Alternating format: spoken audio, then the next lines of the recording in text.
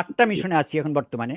2টা already, Zambia এবং ডারফুর 2টা অলরেডি ক্লোজ হওয়ার পথে, বাকি 6টাও ক্লোজ হয়ে যাবে। কারণ সবাই একটা কোয়েরি জানিয়েছে জাতিসংঘের কাছে যে এই যে সিগন্যাল ইকুইপমেন্টগুলা, বাগিং ইকুইপমেন্টগুলা ইসরায়েল থেকে কেনার অভিযোগ আসছে, এবং বাংলাদেশ সেনাবাহিনী যেহেতু অফিসিয়ালি ক্লেম করছে যেগুলো জাতিসংঘের জন্য আমরা কিনছি, মিশনের জন্য, আমাদের দেশকে এগুলো ব্যবহৃত হচ্ছে। রাস্তা আর্মির ট্যাম্প নামুক, সোলজাররা হেলমেট পরে নেমে যাক, সারা বাংলাদেশ ঠান্ডা।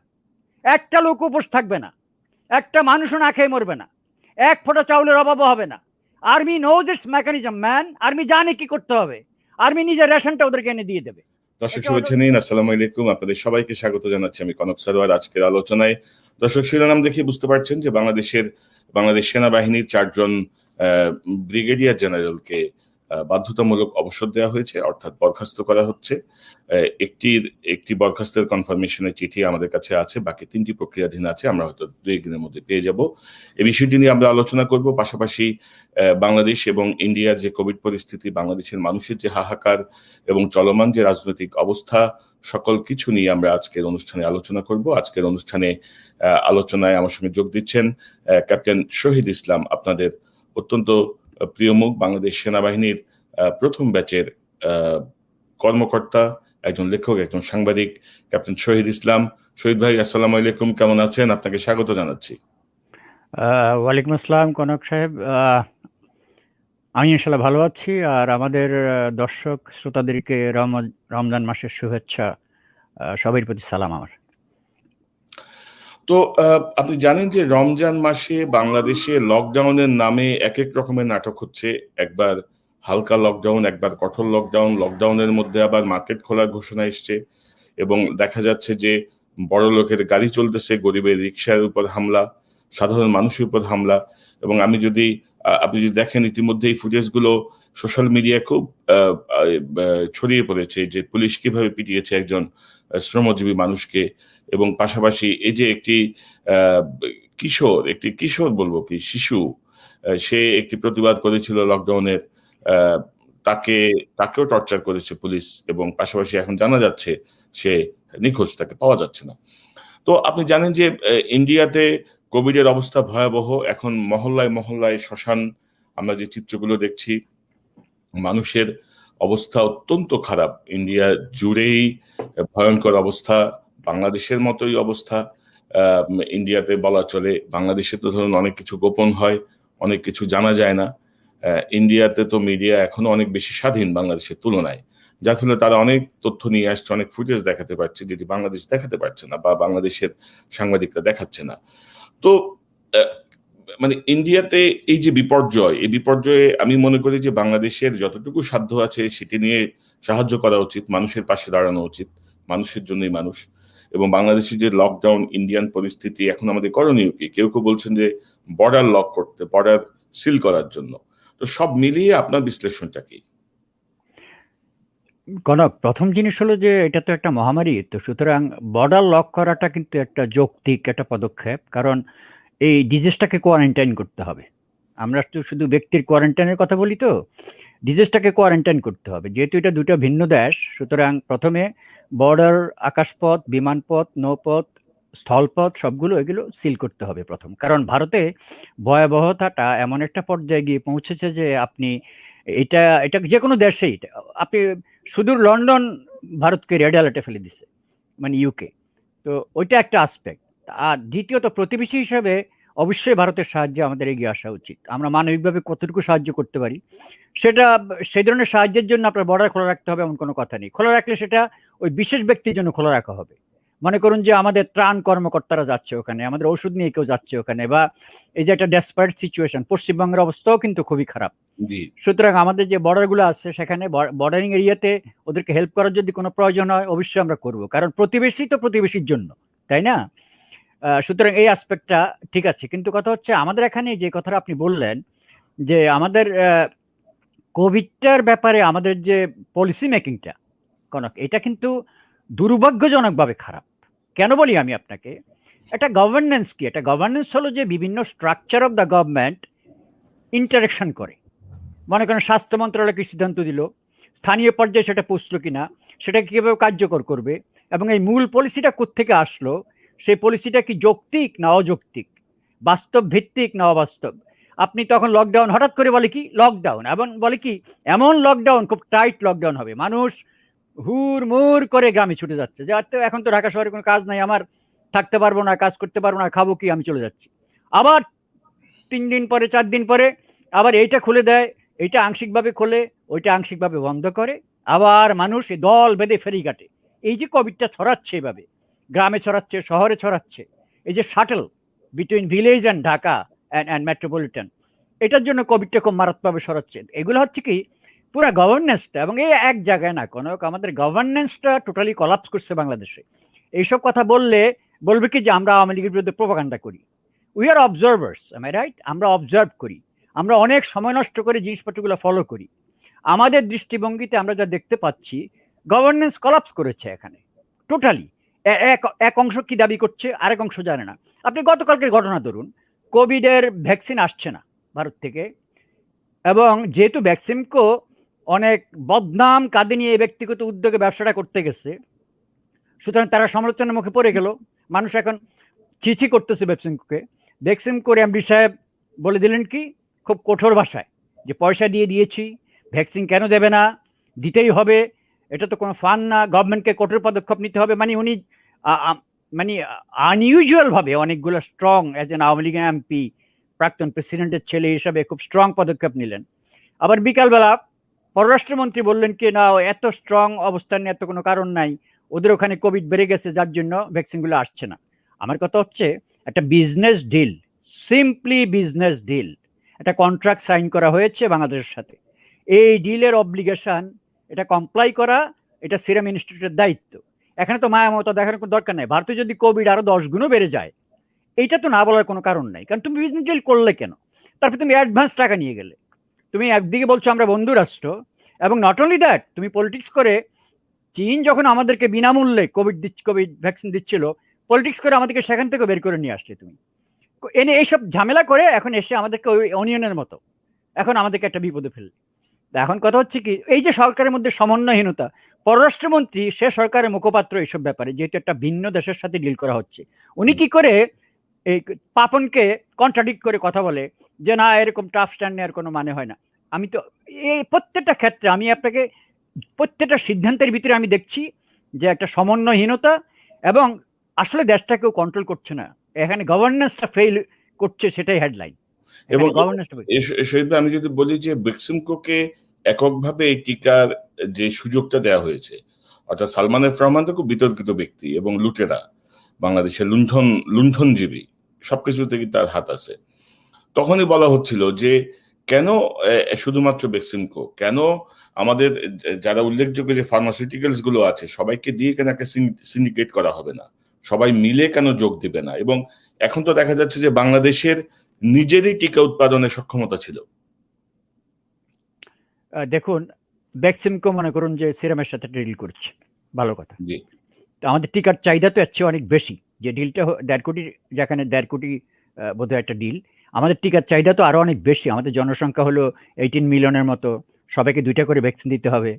এখন আপনি মনে করেন তাহলে গভর্নমেন্ট কেন অন্য একটা ডিল করলো না কোথাও, অথবা আরেকটা প্রাইভেট ফার্মাসিউটিক্যাল কেন আরেকটা ডিলের ব্যবস্থা করা হলো না?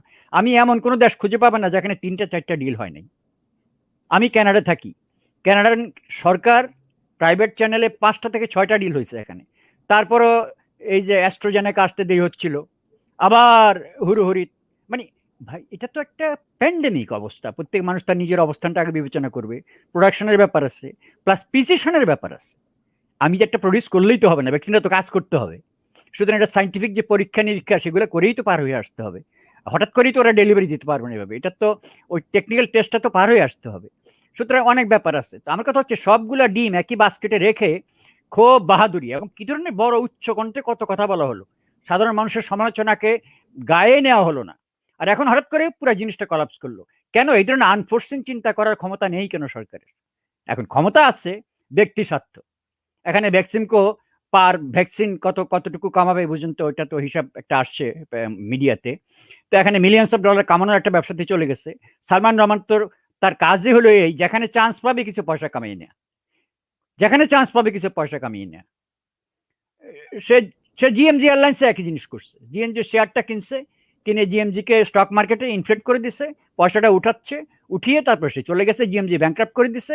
একটা সুন্দর এয়ারলাইন্স দাঁড় হয়েছিল বাংলাদেশে, বিমানের চেয়েও বেশি ফ্লাইট ওদের হয়ে গেছিল, নষ্ট করে দিছে। সুতরাং তার কাজ হলো যেখানে পয়সা কামানো যায় আনইথিক্যাল ওয়েতে পয়সা কামিয়ে না, কথা বুঝছেন? এবং সে আবার প্রধানমন্ত্রীর উপদেষ্টা। কনক, সম্পূর্ণ অ্যাপারেটাস অফ দ্য গভর্নমেন্ট সম্পূর্ণ কারাপশনের উপরে। আপনি কোন দিকে তাকাবেন? সরকারের আমলা যেগুলো সরকারের খুব ক্লোজ, করাপ্ট, আমাদের কাছে প্রমাণ আছে। সরকারের জেনারেল যেগুলো সরকারের সাথে ক্লোজ, করাপ্ট, আমাদের সাথে খবর আছে। পলিটিশিয়ান যেগুলো সরকারের সাথে ক্লোজ, মন্ত্রীগুলো আপনি দেখেন 12 বছর ধরে একটা ক্যাবিনেট চালাচ্ছে উনি, ওই উল্টাপাল্টা করে করে সেই করাপ্ট লোকগুলাকে এক স্থানে বারবার রাখতেছে, কাউকে বদলায়ও না, কিছু করেও না। ওদের এফিসিয়েন্সি নিয়েও কোনো কোশ্চেন নেই। এই যে স্বাস্থ্যমন্ত্রী সম্পর্কে এত কিছু যাচ্ছে, নাথিং ডুইং, ওরাই থাকবে, because it's a cable man. এটা একটা, তারা কয়েকজনে মিলে একটা ওই যে মাফিয়া গ্যাং তৈরি করছে, এই করাপ্ট লোক। এখন আপনি আমাকে বলেন, আপনার সাথে যদি 15 জন লোক থাকে, 20 জন লোক থাকে, 30 জন লোক থাকে, সবাই যদি প্রমাণিতভাবে করাপ্ট হয়, আপনি কি করে দাবি করেন যে আমি করাপ্ট না? এই এই এই এই ট্যাবলেট আপনি কি করে খাওয়াবেন? এই যে জাহিদ মালিকের অ্যাকচুয়ালি স্বাস্থ্যমন্ত্রীর নামে যে যে ব্যক্তিটি বসে আছে, সে তো আসলে এখান থেকে কমিশন পাঠাচ্ছে, কমিশন নিজেও খাচ্ছে কিছু, আবার জায়গা মতো কিছু কমিশনও পাঠাতে হয় তাকে, সে ওই ডিলগুলা করে, তার এখানে আর কিছু করার নাই আসলে। শোনেন কনক, এগুলো যদি আপনি মানে ইন্ডিভিজুয়ালি যদি প্রত্যেকটা ব্যক্তিকে ধরেন, আপনি জাহিদ মালিক, তার ছেলে ব্যবসা করে, কনফ্লিক্ট অফ ইন্টারেস্ট। মন্ত্রীর ছেলে কি করে ব্যবসা করে আপনি আমাকে বলেন? আপনি কার কথা বলবেন? এই যে আজকে বড় কথা বলছে পাপন, পাপন সাহেব, পাপন সাহেব Bangladesh cricket control board, fat salary নিচ্ছে। পাপন সাহেব এমপি, ফ্যাট স্যালারি নিচ্ছে। একই সাথে সে বেক্সিম করে এমডি হয় কি করে? টেল মি, বাংলাদেশে কি কোথাও কোনো রেগুলেশন আছে যে এমপি সাহেবরা, মন্ত্রী সাহেবরা আর এখানে প্রাইভেট চাকরি করতে পারবেন? কোনো আইন নেই তো এখানে। পাপন সাহেব প্রেসিডেন্ট সাহেবের ছেলে, প্রাক্তন প্রেসিডেন্টের ছেলে, প্রধানমন্ত্রী খুব ক্লোজ মানুষ, ফ্যামিলি ফ্রেন্ড। পাপন যা করে সবই মাপ। পাপন সাহেবকে 3 জায়গার থেকে যদি কমের মধ্যে নেয় 15 লাখ টাকা বেতন নিচ্ছে। একটা কথা বলছি, আমার কথা হচ্ছে কি, হু আর ইউ সার্ভিং? কোথায় আপনি ফোকাস দিচ্ছেন? এবং এটা আপনি অথরাইজ করছে কে? This is a total conflict of interest. কি করে আমাদের এমপি বাইরে একটা চাকরি করে ফুল টাইম, বেক্সিমকের মতো একটা আন্তর্জাতিক কোম্পানিতে সে ম্যানেজিং ডাইরেক্টরে বসে আছে, আবার at the same time cricket control বোর্ডটা চালানোর মতো আর কোনো লোক নাই বাংলাদেশে। যদি আপনার এমপি হতে হয়, মন্ত্রী হতে হয়, আপনি ওইটাতে করেন।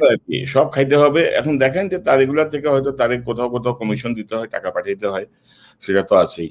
তো শহীদ ভাই, আপনি দেখেছেন যে বেশ ব্যাপক ফলাও করে আওয়ামী লীগের প্রচার করছে যে 13 লক্ষ পরিবারকে খাবার দেওয়া হবে, ঈদের উপহার দেওয়া হবে 13 লক্ষ পরিবারকে, না 15 লক্ষ পরিবারকে, 10 কোটি টাকা দুস্থদের মধ্যে বিতরণ করা হবে, 10 কোটি টাকা। তো বাংলাদেশে এই মুহূর্তে দারিদ্র সীমার নিচে মানুষের সংখ্যা প্রায় 7 কোটি, 5 থেকে 7 কোটি এরকম। তো 10 কোটি টাকা দিয়ে কি হবে? অথচ আপনি 1 মাস আগেই দেখলেন যে জন্ম শতবার্ষিকী উদযাপনের নামে 400 কোটি টাকার বাজি পড়ানো হয়েছে। তো কিভাবে, মানে এই অবস্থা কেন? মানুষের কি ন্যূনতম বিবেকবোধ, ন্যূনতম মানে কি, এরা কি? শোনেন, এই মুহূর্তে রাস্তাঘাটে আজকে পত্রিকায় হেডলাইন আছে, মানব জমিনে বোধ হয়, যে ভিক্ষুক বলছে যে মানুষ এত পয়সাহীন হয়ে গেছে, আগে যারা ভিক্ষাটা দিত তারা ভিক্ষা দিতে পারছে না। বিকজ কতদিন আর এভাবে চলে বলেন? আমি একটা কথা বলি, খাদ্য সাহায্য দেওয়ার তো প্রশ্নই ওঠে না। সরকারি গুদামে বর্তমানে খাদ্যের যে রিজার্ভ, সেটা বিগত 12 বছরের মধ্যে সর্বনিম্ন পর্যায়ে চলে আসছে। মানে আওয়ামী লীগ ক্ষমতায় আসার পরেও এতটুকু কমে যায় নাই কখনো। এখন আছে বোধ হয়, if I am not wrong, 4,60,000 metric ton মাত্র। গত বছরও ছিল 12,33,000 মেট্রিক টন। তার আগের বছর ছিল 14,29,000 মেট্রিক টন। এই যে একটা, এই অবস্থার থেকে এখান থেকে যদি গরিবদের দিতে যায়, দেওয়ার প্রশ্নই ওঠে না। দারিদ্রতার কথা বললেন আপনি, দারিদ্রতা অলরেডি 30 লক্ষাধিক, মানে 3 মিলিয়নের উপর, এটা আগেরই একটা স্ট্যান্ডার্ড পরিসংখ্যান ছিল। এটা এখন একজাক্টলি ডাবল হয়ে গেছে। তার মানে এই মুহূর্তে 6 কোটি লোক দেশে দারিদ্র সীমার নিচে বাস করছে। এখন আপনি বললেন কি তাদেরকে আমি 10 কোটি টাকা দেব, মাথা পিছু 1 টাকা 25 পয়সাও পড়ে না কিন্তু। কথা বলছেন? এর মধ্যে চুরি আছে না? চুরি তো এটা বাদ দেন, চুরি তো আছেই। তো আমি চুরি কথা নাহলে বাদ দিলাম, নাইলে যে না খুব বিপদে আছে এখন চেয়ারম্যান সাহেব আর মেম্বার সাহেব চুরি করবে না। কনক, এই লিস্টগুলো কিভাবে হয় জানেন? এগুলো ফিজিক্যালি গিয়ে দেখতে হয়। আমি দেশে থেকে লম্বা সময়ে আমি দেখছি এগুলা। এখানে ইউএনও ইনস্ট্রাকশন দেয় মেম্বার এবং চেয়ারম্যানকে, ওকে আমরা এই ত্রাণটা দেব, এই পয়সাটা দেব, আপনি লিস্ট প্রদান করেন। মেম্বার চেয়ারম্যান সাহেব তাদের আত্মীয় স্বজন থেকে আরম্ভ করে, এমনও নিউজ বাংলাদেশে আসছে, আপনি বোধহয় দেখছেন যে কোটিপতিদেরকে পর্যন্ত ঢুকিয়ে দেয় ওখানে। জি জি জি। তো এখানে একটা গন্ডগোল, তো বিরাট ধরনের গন্ডগোল আছে। সাধারণ মানুষগুলা এইভাবে, একটা গভর্নমেন্ট এইভাবে চলে না। কথা বলছেন? এগুলো একজন সুস্থ নিয়ম থাকতে হয়, সুস্থ সিস্টেম করে নিতে হয়। কারণ এই দারিদ্রতা তো আজকে নতুন কিছু না। মহামারী, দুর্যোগ এগুলো তো আসবেই। আমরা কেন, পৃথিবীর উন্নত দেশও এই ধরনের বিপদ আসে। একটা কন্টিনজেন্সি প্ল্যান থাকতে হয়। গভর্নেন্সটাই, আমি বললাম না, গভর্নেন্সটাই কলাপস। সবাই ধান্দায় আছে বানানোর জন্য। এবং আপনি দেখেন যে গত বছরের প্রথম যে ধাওয়াটা করোনার, এর পরে কিন্তু সব দায়সারা ভাবে চলছে। কিন্তু এরা আতশবাজি পোড়াইছে, এরা বছরব্যাপী অনুষ্ঠান, টাকার হরিলুট সবকিছু, কেউ মনোযোগ দেয় নাই যে আমার হসপিটালের উন্নতির জন্য, কেউ মনোযোগ দেয় নাই আমার অন্যান্য জিনিসপত্র, অক্সিজেন থেকে শুরু করে এইসব অক্সিজেনের অর্থাৎ অক্সিজেন কনভার্ট করার যেসব যন্ত্রপাতি বা যা কিছু, হসপিটালের বেড বাড়ানো, কোনো দিকে কিন্তু নজর দেয় নাই কিন্তু তারা, তাই না? কোন ডিস্ট্রিক্ট হাসপাতালে একটা আইসিইউ নাই, নাই। অদ্যাবধি। এই হলো বাংলাদেশের স্বাস্থ্য খাতের অবস্থা। সে স্বাস্থ্যমন্ত্রীও বহাল তবিতে বসে আছেন। তো বাংলাদেশে কোনো বিশেষজ্ঞ নাই যারা এটা প্রজেক্ট করে নাই যে এইটা আসলে এই আর অবস্থা? এই বিশেষজ্ঞ তো দলীয়, এই যে কোভিড প্যানেল টোটালি দলীয়। আপনাকে আওয়ামী লীগের হতে হবে কোনো কিছু করার জন্য। এইভাবে কি রাষ্ট্র চলে? এইভাবে রাষ্ট্র চলে? আপনাকে আওয়ামী লীগের হতে হবে। নট অনলি দ্যাট, ওই যে কি তথাকথিত মুক্তিযোদ্ধার সন্তান হতে হবে, আমার আব্বা আওয়ামী লীগ করছে, আমি করছি, এই ধরনের একটা একটা ট্যাগ থাকতে হবে আপনার। এই ট্যাগ না হলে আপনি কাছেও যেতে পারবেন না। এখন ওদের রাজত্ব, ওরা জোর করে ক্ষমতা থাকে, ওদের লোক দিয়ে সবকিছু চালাচ্ছে। নির্বাচন বলতে তো কোনো, আপনি লোকাল গভর্নমেন্টের উপর নির্ভর করতে পারবেন না। নির্বাচন বলতে কোনো জিনিস নাই। স্থানীয় সরকার নির্বাচনটা দলীয় করে ফেলছে। দলীয় করে এখন আওয়ামী লীগ বিএনপির থেকে, বিএনপি তো যায় না খুব একটা, মনোনয়ন দেয় তো আওয়ামী লীগেরও জিতবে, ইলেকশন হয় না, ভোট কেন্দ্রে কেউ যায় না। আমার কথা হচ্ছে কি, কোথাও কোনো সিস্টেম, রুল অফ ল কোনো কিছু ধরে রাখা হয় না। এই কথাগুলো লিখলে, বললেই বলা হয় এগুলো নাকি আওয়ামী লীগের বিরুদ্ধে প্রোপাগান্ডা করা হচ্ছে। আমার কথা হচ্ছে আপনার বিরুদ্ধে প্রোপাগান্ডা করা হচ্ছে। Today, as of today, where is your economy? Show me. আপনার স্টকে খাদ্যশস্য নাই, 12 বছরের সর্বনিম্ন, এটাই শুধু একটা জিনিস না, আপনার কোষাগারে টাকা নাই। আপনি গত 3 মাসে $1.6 বিলিয়ন ধার করছেন এবং ইউ আর স্টিল বেগিং। আপনি কি ভুলে গেছেন 2 বছর আগে আপনার অর্থমন্ত্রী ঘোষণা দিয়েছিল যে আইএমএফ ব্ল্যাঙ্ক চেক নিয়ে নাকি রাস্তায় ঘুরতেছে, ব্রিফকেসের ভিতরে ব্ল্যাঙ্ক চেক নিয়ে ঘুরতেছে আপনাদেরকে দেওয়ার জন্য। এই মুহূর্তে আপনি আইএমএফ এর কাছে বেগিং করছেন টাকার জন্য। আর সবচেয়ে বড় কথা, আন্তর্জাতিক রাজনীতিতে এবং কূটনীতিতে আপনি চীনকে খেপিয়ে ফেলেছেন। চীন যে উন্নয়ন বাজেটগুলো দিচ্ছিল, যে টাকাগুলো সরবরাহ করছিল, সেটাও বন্ধ করে দিয়েছে। পদ্মা সেতুর আপনি দেখেন, স্থল সংযোগ যেটা গাড়ি ঘোড়ার সংযোগ, সেটা মোটামুটি একটু ব্রিজিং করে একটা নিউজ তো ব্রডকাস্ট করে দিল যে হাসিনারা করে ফেলছে। আসলে তো কাজ তো ওইটুকু না, কাজ তো আরো হাজার কাজ বাকি। সেটার বাজেট কোথায়? এটার সাথে যে রেল সংযোগ এখন পর্যন্ত 5% কাজও হয়নি, কারণ চায়না ফান্ড দিচ্ছে না, এবং আরো অনেকগুলো প্রজেক্টে চায়না ফান্ড বন্ধ করে দিচ্ছে। এখন কথা হচ্ছে, ওরা তো ধরেন যাই হয়, যতটুকু হয় এই নিয়ে তারা গুণগান গাইতে গাইতে বাদ্য পিটাইতে পিটাইতে, বাদ্য বাজাইতে বাজাইতে, এবং ওদের তো এখন সব পোষ্য মিডিয়া ঝাঁপাই পড়ে, অবদান, এই অবদান, সেই অবদান, অসাধারণ ব্যাপার। কিন্তু দেখেন এগুলা না এখন আমি বলি আপনাকে, আপনার সরকার যখন পরিচালনা করবেন, আপনি যদি আপনার কতগুলা ইনস্টিটিউশন যদি ঠিক না থাকে, এরকমই হবে। ফর এক্সাম্পল, ঠিক আছে, নির্বাচনের কারচুপি, নির্বাচন কিভাবে ক্ষমতা আসছে সেটা বাদ দেন। ক্ষমতা যখন বসে গেলেন, আপনাকে দেখতে হবে যে সংসদে একটা শক্ত বিরোধী দল আছে কিনা যে আপনার পলিসিগুলোকে সমালোচনা করবে, এক। দ্বিতীয়ত, স্ট্রং একটা মাস মিডিয়া আছে কিনা যে মিডিয়া আপনার জিনিসগুলো সমালোচনা করবে। মিডিয়ার যে দুরবস্থা বাংলাদেশে এই মুহূর্তে, কোনো কিছুই আপনি দেখেন মিডিয়া কি ফলো করছে। এসবি, এনএসআই, ডিজিএফআই যে নিউজটা প্রচার, এখন একজন ওই যে ওই ইয়ের কাণ্ডের মতো, ওই যে রিজেন্ট কাণ্ডের মতো, হাসপাতাল গিয়ে পুলিশ ধরলো আগে, এখন মিডিয়া সোচ্চার কেন বাংলাদেশের মিডিয়া কি একবারও জানে না যে শাহেদ নামে একটা লোক এই অপকর্ম করে যাচ্ছে, সাবরিনারা এই অপকর্ম করে যাচ্ছে? কারো চোখে পড়ে না এই জিনিস। উল্টা এই মিডিয়ার লোকগুলোর এই ফ্রেন্ড ওরা। এই শাহেদের সাথে কার ছবি নাই কোনো? সবার ছবি আছে। তো হচ্ছে কি এই যে একটা ক্যাবল সৃষ্টি করা হয়েছে, মাফিয়া গ্যাং সৃষ্টি করা হয়েছে দেশের ভিতরে, এই গ্যাংটাকে ভাঙাটাই তো একটা দুরূহ ব্যাপার হয়ে গেছে এখন। এবং এই লোকগুলোই কিন্তু এখন সরকারের সাথে আছে, অন্য কেউ নাই। সরকার একদম একা। এই লোকগুলোই ওদের সাথে আছে, যারা জানে আজকে হাসিনার সরকারের পতন হলে তাদের পিঠের চামড়া থাকবে না, মানুষ তাদের ক্ষমা করবে না। এই লোকগুলো এখন মরিয়া হয়ে সরকারের সাথে লেগে আছে। তবে অনেকে ইতিমধ্যে পালানোর চেষ্টা করছেন, আমরা যতটুকু খবর পাই। কেউ কেউ পরিবার পাঠিয়ে দিয়েছেন। তারা মোটামুটি ধরেন এবারের লকডাউনে একটি বিষয় স্পষ্ট যে সরকারের উপরের লেভেলে যারা আছেন, সরকারের সঙ্গে যারা আছেন, সমর্থক, নেতা, কর্মী, মন্ত্রী, এমপি, হোয়াটএভার, এরা বুঝে গেছে যে এদের অ্যাকচুয়ালি জনসম্পৃক্ততার জায়গাটা জিরো হয়ে গেছে। এখন সুবিধাভোগী কিছু মানুষ যারা ঘেউ ঘেউ পার্টি ঘেউ ঘেউ করছে, কিন্তু এর বাইরে কিন্তু তারা জনগণ থেকে একেবারে বিচ্ছিন্ন হয়ে গেছে এবং জনগণ বুঝে গেছে যে এই সরকারের অবস্থাটা কি। আপনি যদি বলতেই থাকেন যে আমার ছেলে প্রথম বিভাগে পাশ করবে, কিন্তু আপনি নিজেই জানেন যে 10টা সাবজেক্টের মধ্যে 9টা সাবজেক্টে সে 30% মার্ক উঠাতে পারবে না, আপনি জানেন সেটা। ওকে, আর আপনি প্রোপাগেশন করেই যাচ্ছেন যে আমার ছেলে ফার্স্ট ডিভিশন পাবে, ফার্স্ট ডিভিশন পাচ্ছে, or what ever it is. আমার কথা হচ্ছে কি, আপনি এই জন্য আওয়াজ যে করেন, আপনি উন্নয়নের আওয়াজ বলেন মানুষের। আচ্ছা, আপনি তো দেশের সমস্ত দারিদ্রতা দূর করে ফেলছিলেন অলরেডি। বাংলাদেশকে সিঙ্গাপুর, কানাডা, কি কি জানি বানিয়ে ফেলছিলেন। সুইজারল্যান্ড এই মুহূর্তে রাস্তায় মানুষ না খেয়ে মরছে কেন? রাস্তায় মানুষ না খেয়ে মরছে কেন? এই মুহূর্তে কেন এই বেকাররা এইভাবে মানে দুর্বিষহ জীবনযাপন করছে, ইউনিভার্সিটি গ্রাজুয়েটরা? জি, সেটা আমি একটা একটা একটা একটা ছবি দেখাতে চাই আপনাকে। 1996 সালে আওয়ামী লীগ ক্ষমতা আসার আগে শেখ হাসিনার একটি বক্তব্য, যেটি পত্রিকায় শিরোনাম হয়েছিল, যে অতীতের ভুল ত্রুটি ক্ষমা সুন্দর দৃষ্টিতে দেখিয়া আওয়ামী লীগকে একবার দেশ সেবার সুযোগ দিন। এবং তখন তিনি কিন্তু হিজাব টিজাব লাগিয়ে এক ধরনের ক্ষমা টমা চেয়ে ক্ষমতায় এসেছিলেন। সেই একবারই ধরেন জনগণের ভোটে নির্বাচিত হয়ে আসা। অতীতের কথা যদি বলি, 96 সালের আগে আওয়ামী লীগ ক্ষমতায় ছিল 71 থেকে 75, মানে 72 থেকে 75। তো তার মানে অতীতের এই ভুল ত্রুটি মানুষ ভুলে নাই, তো ক্ষমা চাইছে, মানুষ ক্ষমা করে দিচ্ছে।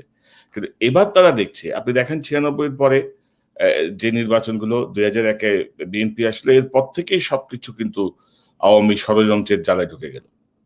সে 111 বলেন, 14 সালের 153 জনের বিনা ভোটেই তো নির্বাচিত সরকার, এরপরে 18 সালে তো তারা চুরি করলো। সো স্বভাব কিন্তু বদলায় না, তাই না? স্বভাব কিন্তু একই রকম। শোনেন, ওরা সবসময় ষড়যন্ত্রটাই ভালো পারে, প্রত্যেকটাই ষড়যন্ত্র। এই যে 21 বছর পরে ক্ষমতায় আসছে, সেখানকার ষড়যন্ত্রের কথা ভুলে গেছেন? এখন কি মানুষ কি আবার মনে করিয়ে দিতে হবে যে সেই ক্যাপ্টেন তাজ, লেফটেন্যান্ট রফিকের টেপ কনভারসেশন যেগুলো মিডিয়াতে আসলো, তারপরে সেনাবাহিনীতে একটা 20 মে একটা বিদ্রোহের মতো একটা ব্যাপার ঘটলো, তারপরে জনগণের কাছে একটা মেসেজ গেল যে কোথায় আর্মি নাকি আওয়ামী লীগের এগেনস্টে, আর্মির একটা অংশ দেখা যাচ্ছে আওয়ামী লীগের পক্ষেও আছে। এই এই হলো এই আর্মি অফিসারকে, 14 জন আর্মি অফিসারকে বাঁচানোর জন্য মানুষ আওয়ামী লীগকে ভোট দিচ্ছে, একটা প্রধান কারণ। বাংলাদেশের মানুষ সেনাবাহিনীকে অনেক ভালোবাসে। মানুষ আমার কথাটা পছন্দ করুক আর না করুক, অন্তরের অন্তঃস্থল থেকে, ইভেন আওয়ামী লীগের লোকও, আমি বলি আমার পরিবারের মধ্যেও তো আওয়ামী লীগ সদস্য আছে, আমাদের আত্মীয় স্বজনের মধ্যে, তারাও কিন্তু, আমরা তো স্বাধীনতা উত্তর বাংলাদেশের মানুষ। আপনি জানেন না, 71 থেকে 75-এর সময় তারা বলছে যে জিয়াউর রহমান ক্ষমতা আসার পরে প্রথম ঘুমাতে পারছে, এর আগে ঘুমোতেও পারে নাই। আওয়ামী লীগের উপরে বিপদ, রক্ষীবিন এসে যাকে তাকে মারতেছে, বিকজ ওই যে কান কথা, রং ইন্টেলিজেন্স। আপনার বিরুদ্ধে লাগিয়ে দিলাম আমি, ওর বিরুদ্ধে, মানে একটা ওই যে মাফিয়া তন্ত্রে যেটা হয় আর কি, ক্যাবাল তন্ত্র যেটা হয়, আমি যা বললাম তাই সেটাই। তবে আপনি যে বলছেন যে বাংলাদেশের মানুষ সেনাবাহিনীকে ভালোবাসে, খুব নিকট ভবিষ্যতে আমি মনে করি এই শব্দটা একটা পরিবর্তন আসবে। বলতে হবে যে বাংলাদেশের মানুষ একসময় বাংলাদেশের সেনাবাহিনীকে ভালোবাসতো, ভালোবাসে থেকে বাস্ত হয়ে যাচ্ছে। কিন্তু পুরাতন প্রেমিকাকে ভোলা যায় না, কবিত্ব আনলাম একটু। প্রেম একবারই আসে মানুষের জীবনে। বাংলাদেশের সেনাবাহিনী অনেক ভালো কাজ করেছে দেশের জন্য, যার ফলে এটাকে, সবচেয়ে বড় কথা, এই সেনাবাহিনী যুদ্ধ করে দেশটাকে স্বাধীন করছে। এটাও একটা বিরাট ফ্যাক্টর। কিন্তু মুক্তিবাহিনীদেরকে ট্রেনিং দিচ্ছে, দেশটাকে স্বাধীন করছে, এবং সেনাবাহিনীর অফিসাররা বিভিন্ন অপকর্মের বিরুদ্ধে স্ট্যান্ড নিছে, জীবন দিছে একাধারে। আজ যে ফ্রিডম ফাইটাররা কি পরিমাণ মারা গেছে যুদ্ধের পরে, এই বিভিন্ন কু, কাউন্টার কু and all this staff. But সেটা, সেই বিতর্ক অন্যরকম। আমি যেটা বলতে চাচ্ছি সেটা হলো যে আপনার মানুষের তো একটা ভরসার স্থল থাকতে হবে দেশের ভিতরে। অ্যাজ আই সেইড, সমস্ত ইনস্টিটিউশনগুলো ব্রেকডাউন করছে। এখন আপনি ওকে, সংসদ নাই, বিরোধী দল নাই, মাস মিডিয়া নাই, প্রশাসনের যে অবস্থা এই মুহূর্তে কল্পনাতীত ভাবে ব্যর্থ, তাদের মধ্যে কোনো কোঅর্ডিনেশন পর্যন্ত নাই। আপনি বলেন পররাষ্ট্র মন্ত্রণালয় থেকে তার উপর একটা দায়িত্ব আসলো ভারতের কোভিড অবস্থা দেখে, যে তারা পাবলিক ক্রিটিসিজমটাকে আশ্চর্য মানে সহনীয় পর্যায়ে নেই। ওকে, ভারতের সাথে বর্ডারটাকে বন্ধ করার জন্য এই কোভিডের ব্যাপারে পররাষ্ট্র মন্ত্রণালয় কিন্তু একটা প্রস্তাব দিয়েই দিল। পররাষ্ট্রমন্ত্রী তার নিজের, সে তো seriously pro Indian, but pro ইন্ডিয়ানের সাথে তো প্যান্ডেমিকের কোনো সম্পর্ক নাই, তাই না? এটা তো একটা মহামারী। পররাষ্ট্র মন্ত্রণালয়ের প্রস্তাব দিয়ে দিল বর্ডার বন্ধ করা হোক। বিকালবেলা আন্তঃ মন্ত্রণালয় অনলাইনে ওরা ভার্চুয়ালি মিটিং করছে, মিটিং করে ওটা নকডাউন করে দিছে। এই যে ল্যাক অফ কোঅর্ডিনেশন, আরে বাবা, সীমান্ত খোলা থাকবে কি বন্ধ থাকবে এটা তো পরিস্থিতি নির্ভর, তাই না? সুতরাং তুমি বলতে পারো যে ওকে ফাইন, আপাতত এইটুকু খোলা থাকবে, পরিস্থিতি বিবেচনা করে আবার এভাবে ব্যবস্থা নেওয়া হবে, আমরা হুট করে কিছু করতে যাচ্ছি না।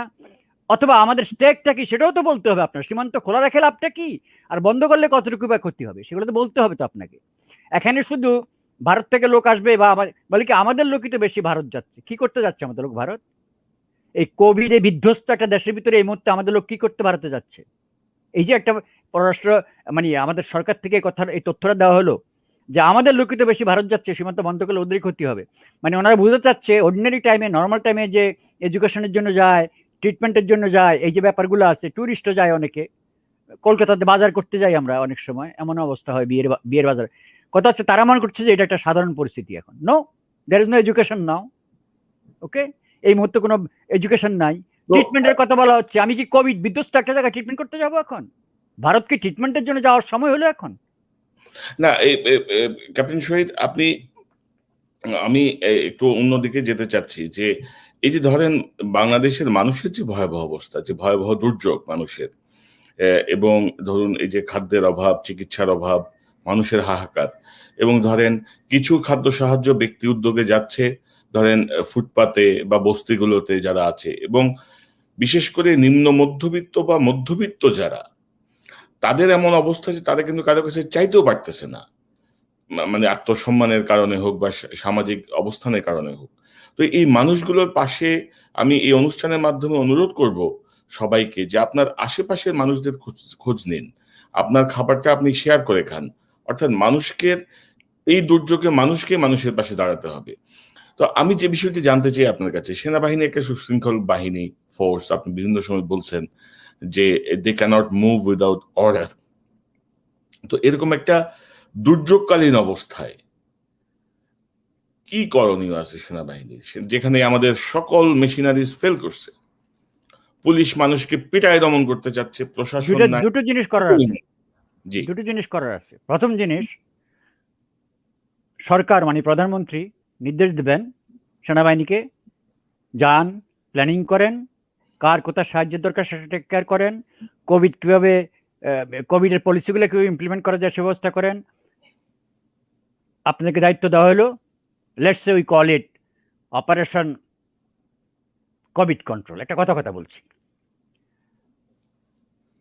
আরেকটা উপায় আছে, প্রধানমন্ত্রী এমন কোনো অর্ডার দেবেন না, সেনাবাহিনী রাস্তায় বেরোক, এটা ওনার লাস্ট চয়েস। ওনার গলার মধ্যে ছুরি ধরলে তাও উনি আর্মি রাস্তা নামবে, ওই জিনিসে উনি নাই। ওনাকে আমরা জানি, শেখ হাসিনা হয়তো মনে করে আমরা তাকে চিনি না, আমরা তাকে অনেক ভালো করেই চিনি। ওর বাপ জানে চিনি, আমরা ততটুকু চিনি। Sorry to say that, she is in fool's paradise. ওর মাথা কেমনে কাজ করে, মিথ্যা কেমনে বলে, কিভাবে কোন জিনিস করে, ওর মাফিয়াতন্ত্র কিভাবে কাজ করে, ও প্রাইভেটলি কি বলে, ও ঘুমাইলে কি স্বপ্ন দেখে, ওগুলো আমরা জানি। বিকজ এই মহিলা যতটুকু টেরোরাইজ করছে এই বাঙালি জাতিকে, আমাদের ওর সম্বন্ধে আর জানার কিছু নেই। আমাদের সময়টাই ব্যয় হচ্ছে হাসিনাকে চেনার উপরে। It's a big thesis what Hasina is. তবে আমি এখনো তো আমি যে কথাটা বললাম কনক, সেনাবাহিনীর একটা উপায় আছে। সেনাবাহিনীর ঊর্ধ্বতন যারা জেনারেল আছে, ইনক্লুডিং আর্মি চিফ, তারা সিদ্ধান্ত নেবে, ওকে ফাইন, মানুষের জীবন রক্ষা করা, দেশের শান্তি নিশ্চিত করা, মানুষের হাহাকারের জবাব দেওয়া, এটা আমাদের দায়িত্ব। আমরা এখানে বসে আছি, আমাদেরকে পাঠান, we can fix this thing. At least মানুষ যদি 10টা জীবন যদি বাঁচাতে পারি, এটা তো বিরাট কিছু, তাই না? এটাই তো একটা সরকারের কাজ। অবশ্যই 10টা জেনারেল একসাথে বসে বাংলাদেশে কথা বলবে, প্রধানমন্ত্রীর কাছে একটা প্রস্তাব দেবে, সে অবস্থায় বাংলাদেশ সেনাবাহিনীকে রাখা হয়নি। এখন যদি কিচ্ছু না, আর্মি হেডকোয়ার্টারে যদি chief and the PSOs, principal staff officer যারা, তারাই যদি একসাথে দাঁড়িয়ে যায়, স্যার আমরা উই হ্যাভ ডিসাইডেড, আমরা ফর্মালি, আপনি যান স্যার আমাদের পক্ষ হয়ে প্রধানমন্ত্রীর কাছে, যে আমার পিএসওরা আমাকে বলছে, আমার কমান্ডাররা আমাকে বলছে যে ম্যাডাম আপনার সাথে আমাকে দেখা করতে হবে, দিস ইজ দ্য প্রপোজাল, আমরা এখন রাস্তায় নামতে চাই, বিকজ দ্যাট ইজ সিচুয়েশন এত খারাপ হয়ে গেছে যে we want to control it, we want to take care of it. এইটা আপনি যে নাম নেবে, ওই ওকে জবাই করবে, ওকে প্রথমটাকে যখন জবাই করবে, দ্বিতীয়টা কিন্তু সরিও বলবে না। কথা বুঝছেন? তো এখন কথা হচ্ছে, আপনি আমি যখন বলি সেনাবাহিনীর এই হলো অবস্থা, তখন আপনি বলবেন তাই সেনাবাহিনীর এত প্রশংসা করেন কেন আপনি? এই অবস্থা শেষ হইতে এক জিনিস লাগে, one single thing, this is army, attention, আর নড়াচড়া নেই, ডানে ভাবে তাকাবেন আর। মানুষের You need a good command. You need a good command for this army. Command has failed. ওই governance has failed in the civil, command has failed in the army. এই হলো বাংলাদেশের পার্মানেন্ট সমস্যা এখন। এই যে আজিজের অবস্থা, বর্তমানে অবস্থা, ওরা তো কর্নার করে ফেলে রাখছে। আমার কথা হচ্ছে, আজিজকে আমি পছন্দ করি না করি সেটা বড় কথা নয়। Who made Aziz the chief of army staff? কে বানিয়েছে ওকে? সরকারই তো বানিয়েছে। These are all institutions. আপনি অবৈধ প্রাইম মিনিস্টার, তারপরে আমরা আপনাকে প্রাইম মিনিস্টার ডাকি। আজিজকে আপনি যেভাবে বানান না কেন, আমাকে মানতে হবে সে সেনাপ্রধান। পুলিশের আইজিপি, আমরা জানি সে সন্ত্রাসী কর্মকাণ্ডে জড়িত, তারপরেও আমরা তাকে আইজিপি হিসেবে আমরা মেনে নেই, কারণ এগুলো প্রতিষ্ঠান, আমরা প্রতিষ্ঠানগুলোকে মেনে নিচ্ছি। এই আমরা নাগরিকরা দেশের শৃঙ্খলাটা ধরে রাখার চেষ্টা করি, আর আপনি উপর থেকে খেলে এগুলো ভাঙতেছেন। যত বেশি ষড়যন্ত্র ঢুকিয়ে ঢুকিয়ে এগুলোকে ধ্বংস করা। আপনি কি দেশপ্রেমিক? আপনি কি দেশপ্রেমিক? আপনার উচিত আজকে সেনাবাহিনীকে বলা, সব প্রণোদিত হয়ে আপনারা রাস্তা যাওয়ার জন্য আমাকে রিকোয়েস্ট করেন নাই কেন? আমি কি জন্য এত বড় একটা বাহিনী পালছি? জনগণের ট্যাক্সের পয়সায়? এনিওয়ে, এই জন্য স্টেটসম্যানশিপ লাগে। এগুলো তো স্টেটসম্যান না রে ভাই। শেখ মুজিবের মেয়ে না হইলে উনি কোন জায়গায় থাকতো আপনি আমাকে বলেন? এই কথাগুলো আজকে বলতে হবে জনগণের কাছে। বাংলাদেশে তিতাস গ্যাসের কেরানির চাকরির জন্য 30 থেকে 40,000 দরখাস্ত পড়ে, পরীক্ষা দিয়ে পাশ করতে হয়। এই লোকগুলা পরিবারতন্ত্রের মধ্য দিয়ে এসে পুরো জাতির ঘাটটা মানে পিষে ধরে পুরো জাতিটাকে ধ্বংস করে দিচ্ছে। এগুলোর বিরুদ্ধে মানুষকে রুখে দাঁড়াতে হবে। আপনি দেখেন কি হারে গ্রেপ্তার করতেছে, কি হারে নির্যাতন করতেছে, কোনো কথা বলা যাবে না। এই আইন করে, সেই আইন করে, মানে এটা এই মাফিয়া তন্ত্র, এটার বিরুদ্ধে দাঁড়াতে হবে। That's it. ওকে, সবাইকে রুখে দাঁড়াতে হবে, আর কিছু না। প্রত্যেকের নিজস্ব চেয়ার থেকে প্রতিবাদ করতে হবে। ওকে, সমষ্টিগতভাবে হচ্ছে না, ভালো কথা। বিএনপি শেষ, হেফাজত শেষ, এই শেষ, সেই শেষ। আলহামদুলিল্লাহ, আমি নিজে থাকবো। ওকে, আমার চাকরি যাক যাক, যত লোকের চাকরি যাবে তাদের চাকরিতে পুনর্বহাল করা হবে আবার। আমরা ওয়াদা দিচ্ছি, আমরা তো এই দেশে বেঁচে আছি। সবাই প্রতিবাদ করে বেরিয়ে যান এখান থেকে। Let her run the country alone by herself and her mafias. দেখি কয়দিন সে চালাতে পারে। এইভাবে মিষ্টি কথায় কোনো কাজ হবে না এখানে। কনক, আপনি দেখছেন কি অবস্থা করছে বাংলাদেশে? অবস্থা খুবই ভয়ঙ্কর। আমি তো প্রথমে বললাম যে রাস্তার একটা পথশিশু যে যে মানে খুবই হতদরিদ্র অবস্থা, অসহায় এতিম একটা ছেলে, সে ধরেন ওই টেলিভিশনে কোন এক রিপোর্টার কথা বলতেছিল, সে ওইখানে যে একটা শব্দ বলছে যে এই মাননীয় মন্ত্রী, আমি লকডাউন মানি না, আমি সামনে ঈদ, আমি খাবো কিভাবে বা এরকম কিছু, তাকে ধরে পুলিশ পিটাইছে। তাকে এখন শুনতেছি তাকে নাকি পুলিশ উঠাই নিয়ে গেছে। তো অর্থাৎ একটা রাষ্ট্র, ওকে নিয়ে এখন কত বড় পলিটিক্স করা হচ্ছে আপনি জানেন না তো? সোশ্যাল মিডিয়াতে আসছে যে ও যদি নূরের মতো কোনো লোক হইতো, এই মুহূর্তে খবর আসতো তার কয়টা নারী কেলেঙ্কারি আছে, সে কয়টা সমকামিকিতে করে, আল্লাহ দুনিয়ার যত কিছু আর যত কেস আছে, মামলা আছে। Thanks god he is a টোকাই। তার সময় তার অলরেডি ওর নিয়ে কত পলিটিক্স। তারপরে লাস্ট খবর দেওয়া হলো যে সমাজ কল্যাণ মন্ত্রণালয়ের অধীনস্থ কোনো একটা শেল্টারে তাকে নিয়ে নেওয়া হয়েছে, এখন সে মানে তারপরে এখানে সোশ্যাল ওয়ার্কার লাগিয়ে দেওয়া হয়েছে যে সোশ্যাল মিডিয়ার এইসব জিনিসগুলোকে কনফ্লিক্ট করার জন্য, যে না না ও ভালো আছে, আমাদের তত্ত্বাবধানে আছে, আইডি কার্ড বুকে লাগিয়ে ময়দানে নেমে গেছে। আমার ফেসবুকে একজনে আসছে, এসে বলে যে না ওনার সম্বন্ধে নিউজ ঠিক না, ওকে আমরা টেক কেয়ার করছি। আমি বলছি you show the proof, tell police to make a press conference, evidence নিয়ে আসো যে ও আছে, তা না হলে ও গুম হয়ে গেছে বা কোথায় গেছে, we are confirmed about it. News পেপারের বাংলাদেশের নিউজ পেপারে ঘাড়ে কয়টা মাথা একটা রিপোর্ট ছাপায় ফেলবে একটা খবরের সত্যতা না জেনে? ওই বাংলাদেশ কি আছে? ওইটাই। এবং ধরেন হচ্ছে একটা পথশিশুর মন্তব্য সহ্য করতে পারতেছে না একটা রাষ্ট্রযন্ত্র, এটার থেকে দুর্ভাগ্যজনক আর কি হইতে পারে স্বাধীনতা? না, এটা দুর্ভাগ্যজনক, এটা সুখের খবর। এর অর্থ হলো সরকারের পিঠ দেয়ালে শুধু ঠেকে না, দেয়াল ভেঙে পিছনের দিকে চলে যাচ্ছে। কারণ আপনি যখন সামান্যতম কোনো কিছু সহ্য করতে পারেন না, বোঝা গেল যে আপনার ভিতরে একটা মেনিয়া হয়ে গেছে। You become a psychological case, কোনো কিছু সহ্য করতে পারবো না। আপনি দেখছেন আমরা যখন এই সোশ্যাল মিডিয়াতে ইন্টারেক্ট করি, সাথে সাথে এক নাম দিয়ে 10টা পোস্টিং দেয় গালাগালি করার জন্য। তো এগুলো কিসের প্রমাণ আপনি আমাকে বলেন? ডেসপারেশন না? ওই ছেলেগুলোকে 50 টাকা করে দেয়। সিজোফ্রেনিক গভর্নমেন্ট বলা চলে। সিজোফ্রেনিয়া রোগীরা কিন্তু কেউ যদি ঠোঁট নাড়ে তাই সে মনে করে যে তারে নিয়ে বললো কিছু বুঝি। এক্স্যাক্টলি। কারণ ওদের এখন ভয়টাই হলো যে কোন দিক থেকে যে আঘাত আসে ওরা জানে না, so they are not going to tolerate anything. এভাবে সবকিছু চাপিয়ে রাখতে এমন একটা পর্যায়ে আসছে এখন জিনিসটা যে আমার মনে হয় কি জানেন, কোন একটা আম যখন গাছে পেকে যায়, একটা দৃষ্টান্ত দিচ্ছি, একটা অ্যানালজি দিচ্ছি, তখন আপনি আমটা পারলেন না, আমটা করবে কি ওখানে থাকতে হবে কি এক পর্যায়ে বোটাটার মধ্যে পছন্দ ধরবে, এরপরে দেখবেন এক পর্যায়ে আমটা নিচ থেকে পড়ে যাবে, পরেই এটা যেহেতু খুব বেশি পাকা, পরেই ফেটে যাবে এবং এই আমটা আর কেউ খেতে পারবে না, কিন্তু ইটস গন। তো এখন হচ্ছে কি, এই সরকারকে কিন্তু কেউ বলা হচ্ছে যে কেউ ফেলতে পারছে না। হ্যাঁ, ভালো কথা, ফেলতে পারছে না, কারণ আপনার গায়ের জোর এত বেশি, আপনার ষড়যন্ত্র এত বেশি পাকাপোক্ত, আপনাকে কেউ ফেলতে পারছে না। আপনি নিজেই তো পড়ে যাবেন। এই যে আপনি পড়ে যাচ্ছেন, তো আপনার প্রত্যেকটা একটা চেয়ারে 4টা পা থাকে, আপনার পা কয়টা আছে এখন হিসাব করে দেখেন। আপনি এখন এক পায়ের উপর দাঁড়িয়ে আছেন। আপনার অর্থনীতি শেষ, আপনার রাজনীতি শেষ, আপনার কূটনীতি শেষ। আপনি মোরালি ডিফিটেড একটা লোক ফিজিক্যালি উইন করতে পারবে না। বর্তমান সরকার, হাসিনা প্রশাসন মোরালি অলরেডি ডিফিটেড, ডেভাস্টেটেড। সুতরাং তারা ওই ফিজিক্যালি আর ওই ঘুরে দাঁড়ানোর মতো ক্ষমতা এখন তো দূরের কথা, আগামী 50 বছর আর এই ধরনের ক্ষমতার ফেরত আসবে না ওদের মধ্যে, কারণ মানবিক ব্যবহার শেষ হয়ে গেছে। কোন অপরাধে ওরা জড়িত নাই। এবার আর মাপটাপ যে কাজ হবে না, তাই না? 21 বছর কোনো মাপে কাজ হবে না, এবার কোনো মাপে কাজ হবে না। এটা আপনার ক্রেডিবিলিটি যদি একটা মনে রাখবেন, পৃথিবীতে অনেক ভুল করে সেটা শুধরানো যায়, রাজনীতিতে একবার ভুল করলে কিন্তু সেটা শুধরানো যায় না। তবে ধরেন শহীদ ভাই, এবারে ধরেন 12 বার 14 বছর এই যে এদের যে ক্ষমতার কাল, আমি যদি বলি যে ধরেন তাদের কিন্তু অনেক কিছুই করার ছিল।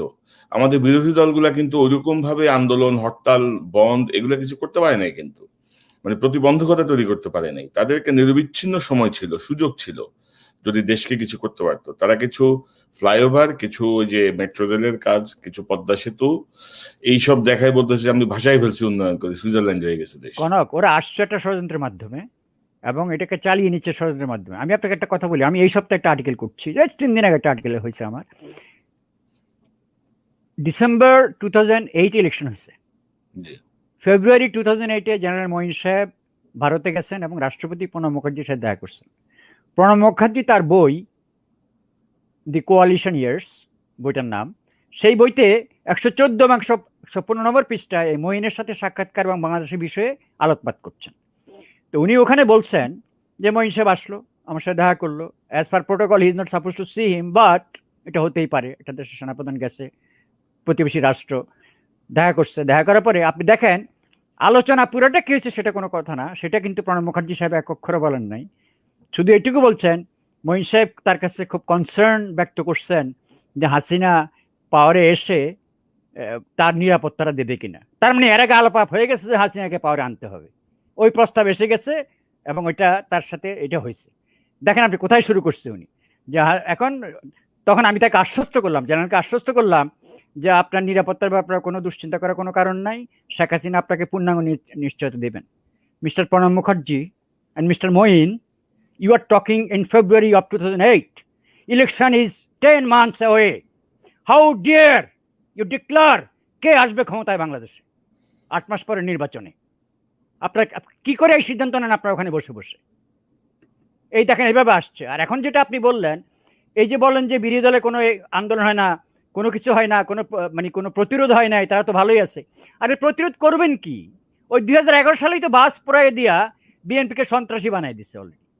জামাতকে তো যুদ্ধ অপরাধ থেকে আরম্ভ করে যত কিছু আছে মাস্টার প্ল্যান করে এই কাজগুলো করছে। এখন আপনি যদি বলেন তাহলে বিএনপি জামাত কি করলো? এই ধরনের মাফিয়াতন্ত্রের সামনে গতানুগতিক কোনো স্ট্র্যাটেজি কাজ করে না। আরে এই আপনি দেখেন ব্রাহ্মণবাড়িয়া অ্যাটাক করছে আওয়ামী লীগের নেতার 3 ছেলে, তারাই জড়িত আক্রমণগুলো করছে। ওই যে আপনার ফরিদপুরের সাল্লা নাকি ওই গ্রামের অ্যাটাক, সেখানে আওয়ামী লীগ বেরিয়ে গেছে। এই যে হেফাজতের তাণ্ডবটার ভিতরে তারা অ্যাটাকগুলো করে করে সব হেফাজতকে ঢুকাই দিচ্ছে এখানে। এখন কি হলো, ফাইনালি হেফাজতকে অ্যারেস্ট করছে। আর হেফাজতের এখন তো শুনি মামুনুল হকের সমকামিতার রেকর্ডও বেরোচ্ছে। মানে যখন এই রোজার মাস পঞ্চম বউ নাকি বাইরে হয়েছে একটা, পঞ্চম বউ মানে কি একটা বিশ্রী একটা ব্যাপার স্যাপার সবকিছু আর কি, কথা বুঝছেন? মানে আর ওরা যে এইভাবে পতিতাবৃত্তি করে বেড়ায়, এই ক্ষমতাসীনরা সর্ব লেভেলে পতিতাবৃত্তি করে বেড়ায়, এগুলো তো সোশ্যাল মিডিয়াতে সমানে আসতেছে, মানুষ দেখতেছে, তো তারা কি করে তা তো জানে। তো ক্যাপ্টেন শহীদ, বাংলাদেশ সেনাবাহিনীতে আমি প্রথম যে বিষয়টি দিয়ে শুরু করেছিলাম, বাংলাদেশ সেনাবাহিনীতে 4 জন ব্রিগেডিয়ার জেনারেলকে বাধ্যতামূলক অবসর দেয়া হচ্ছে। আমি আমার কাছে যে নামগুলো আছে তারা হচ্ছেন ব্রিগেডিয়ার জেনারেল মোহাম্মদ শফিউল আজম, ব্রিগেডিয়ার জেনারেল শফিউল আলম বুলবুল, ব্রিগেডিয়ার জেনারেল আমানুল্লাহ সাদেক এবং ব্রিগেডিয়ার জেনারেল কায়েস। তো জনাব শফিউল আজমের যেই বাধ্যতামূলক অবসরের যে চিঠি, সেটি আমার হাতে এসছে। তাকে ইতিমধ্যে ডিজিএফআইতে তার চাকরিটি ন্যস্ত করা হয়েছে ফর রিটায়ারমেন্ট পারপাস, এবং আমরা এটাকে রিটায়ারমেন্ট না বলে বরখাস্তই বলবো। 21 তারিখের এই চিঠি আমার হাতে এসছে এবং বাকি 3টি হয়তো আমি পেয়ে যাব। তো এর মধ্যে জনাব শফিউল আজম গত জানুয়ারি থেকে আসলে প্রক্রিয়াটি শুরু হয়েছে এবং তিনি এই খবরটি পাওয়ার পরে তার বিরুদ্ধে অভিযোগ আনা হয়েছে যে তিনি 10 কাঠার একটি প্লট দাবি করেছেন। পাশাপাশি তিনি আর্থিক কিছু অনিয়মের কথা এখানে বলা হয়েছে 50 লক্ষ টাকার মতো। তো তিনি এই বিষয়টি জানার পরে তিনি প্রতিরক্ষা মন্ত্রী মানে শেখ হাসিনার কাছে একটি আবেদন দিয়েছিলেন, সুবিচার পাওয়ার আবেদন। এবং সেখানে তিনি লিখেছেন, তিনি আপনি জানেন যে সেনাবাহিনীর যে আবাসন প্রজেক্ট জলসিঁড়ি, তিনি সেই জলসিঁড়ির এমডি হিসেবে কর্মরত ছিলেন জানুয়ারি শেষ পর্যন্ত। এবং তিনি লিখেন যে জলসিঁড়ির যে প্রজেক্ট ডিরেক্টর লেফটেন্যান্ট কর্নেল বাসির গত ডিসেম্বর মাসের শুরুর দিকে আমাকে জানান যে রংধনু কোম্পানির চেয়ারম্যান জনাব রফিক আহমেদ নিজ ইচ্ছায় কিছু টাকা দিবেন। লেফটেন্যান্ট কর্নেল বাসির চাকুরিতে আমার সিনিয়র হওয়ায় এবং তিনি আমাকে অনেকদিন যাবৎ জলসিঁড়িতে কর্মরত থাকায় আমি তাকে শ্রদ্ধা ও বিশ্বাস করতাম এবং তার উপর নির্ভর করতাম। আমার সাথে জনাব রফিকের পরিচয় হওয়ার পূর্বেই জনাব রফিকের সাথে ওই ব্যবসায়ীর পরিচয় ছিল। ওনার মাধ্যমে রফিক সাহেবের প্রস্তাব পাওয়ার পর আমি বিব্রত বোধ করি এবং আমি তাকে বারণ করি। এর বেশ কিছুদিন অতিবাহিত হওয়ার পর লেফটেন্যান্ট কর্নেল বাসির স্যার আমাকে জানান যে তিনি লোক দ্বারা জনাব রফিকের নিকট হতে 50 লক্ষ টাকা সংগ্রহ করেছেন। টাকাটা উনি ওনার ভাইয়ের ব্যবসায়িক প্রতিষ্ঠানে রেখেছেন এবং তিনি বলেছেন যে আমি এই টাকা নিই নাই, এই টাকা আমি ধরিও নাই, দেখিও নাই, আমার অ্যাকাউন্টেও যায় নাই, এটি লেফটেন্যান্ট কর্নেল বাসিরের কাছেই আছে। তবে তিনি বলেছেন যে আমি ভুল করেছি এটা হায়ার অথরিটিকে না জানিয়ে। পাশাপাশি তিনি আরেকটি 3 নম্বর পয়েন্টে বলছেন যে জনাব রফিক আমার বিরুদ্ধে, অর্থাৎ সেই রংধনু গ্রুপের চেয়ারম্যান রফিক আমার বিরুদ্ধে 10 কাঠার প্লট দাবির যে অভিযোগ করেছেন তা ভিত্তিহীন। জমি ক্রয় সংক্রান্ত বিভিন্ন বিষয় নিয়ে তিনি আমার অফিসে আসতেন এবং তিনি সম্ভবত তার শাশুড়ি বসুন্ধরায় একটি প্লট কিনতে চান, এই কথা বলে তাকে বলেন যে আমাকে একটু কম দামে বা বিশেষ মূল্যে একটা নির্ভেজাল প্লটের ব্যবস্থা করে দিতে পারবেন কিনা। এই কথা বলার পরে রফিক তার কাছ থেকে তার শাশুড়ির আইডি, টিন সার্টিফিকেট, ছবি এগুলো নিয়ে নেয় এবং পরে অ্যাকচুয়ালি আমার মনে হয় যে এইভাবে তাকে ফাঁসানো হয়েছে। তো দীর্ঘ 27 বছর এই অফিসার সেনাবাহিনীতে কর্মরত এবং আমি যতটুকু খোঁজ নিয়েছি বা আমি যতটুকু জানি তার বিরুদ্ধে অতীতে কোনো ধরনের কোনো অভিযোগ কিন্তু পাওয়া যায় নাই। তো অবস্থার দৃষ্টিতে মনে হচ্ছে যে তাকে এক ধরনের ফাঁসানোর চেষ্টা চলছে। বাংলাদেশ সেনাবাহিনীতে যারা দেশপ্রেমিক বা প্রফেশনাল অফিসার, এখন তাদের উপর থাবা আসতেছে। আমি আপনাকে বলতে চাই, এই যে রফিকুল ইসলাম রংধনু রংধনু গ্রুপ, রংধনু গ্রুপের চেয়ারম্যান রফিক ইসলামের যদি আমি একটু দেখি, তিনি এখন আলহাজ রফিকুল ইসলাম, এবং তারা মূলত বিল্ডার্স এবং এগ্রো আরো অনেক কিছু নিয়ে কাজ করে। এবং এই রফিকুল ইসলামের বিরুদ্ধে 2018 সালে আপনার মিস আয়ারল্যান্ড নামে পরিচিত মাকসুদা আক্তার প্রিয়তি নামে আমাদের এক বাংলাদেশি মডেল, তিনি বেশ অভিযোগ করেছিলেন, যৌন হয়রানির অভিযোগ করেছিলেন, এবং এটি সে সময় পত্রিকায় বেশ আলোচিত একটি ঘটনা ছিল। কিন্তু আপনি জানেন যে রফিক ইসলামের টাকার অভাব নাই, তার নাকি ক্ষমতার অভাব নাই, তো এটি নিয়ে আর তেমন কিছু হয় নাই, তিনি এটাকে উদ্দেশ্য প্রণোদিত দাবি করে এটি উড়িয়ে দেন। কিন্তু তার এই বক্তব্য উড়িয়ে দেওয়ার পরপরই অ্যাকচুয়ালি যে মিস আয়ারল্যান্ড বলে যে বাংলাদেশি মডেল, যিনি এখন আয়ারল্যান্ডে থাকেন, তার ফেসবুকে এসে তিনি একটি সরাসরি অভিযোগটি উত্থাপন করেন। যে বিষয়টা নিয়ে আমি কাল রাতে কথা বলেছি মিস্টার রফিক, রংধনু গ্রুপের চেয়ারম্যান, যে উনি আমাকে সেক্সুয়ালি হ্যারাসমেন্ট করেছে 2015 সালে মে মাসের। সেক্সুয়ালি হ্যারাসমেন্ট যদি বলি বা অ্যাসল্ট বলি, সেটা অনেক কম হবে, এর চেয়ে বেশি কিছু উনি করেছেন। উনি আমাকে রেপ করার চেষ্টা করেছেন। ফোনটা ধরা পড়ে উনি আমাকে বলে, রফিক সাহেব আমাকে বলে, আপনি তো টাকা নিতে আসলেন না, আপনি কোনো ব্যাপারে যদি মুখ খুলেন আমাকে ফেলে দিতে তার 2 সেকেন্ড সময় লাগবে। আয়ারল্যান্ড নাকি তার বেশি দূরে না, তার হাতে না গেলেই, অর্থাৎ সে আয়ারল্যান্ডে এসে আমাকে মেরে ফেলতে পারবে। ও বাবা, কি ক্ষমতাবান, বুঝছেন তো ব্যাপারটা।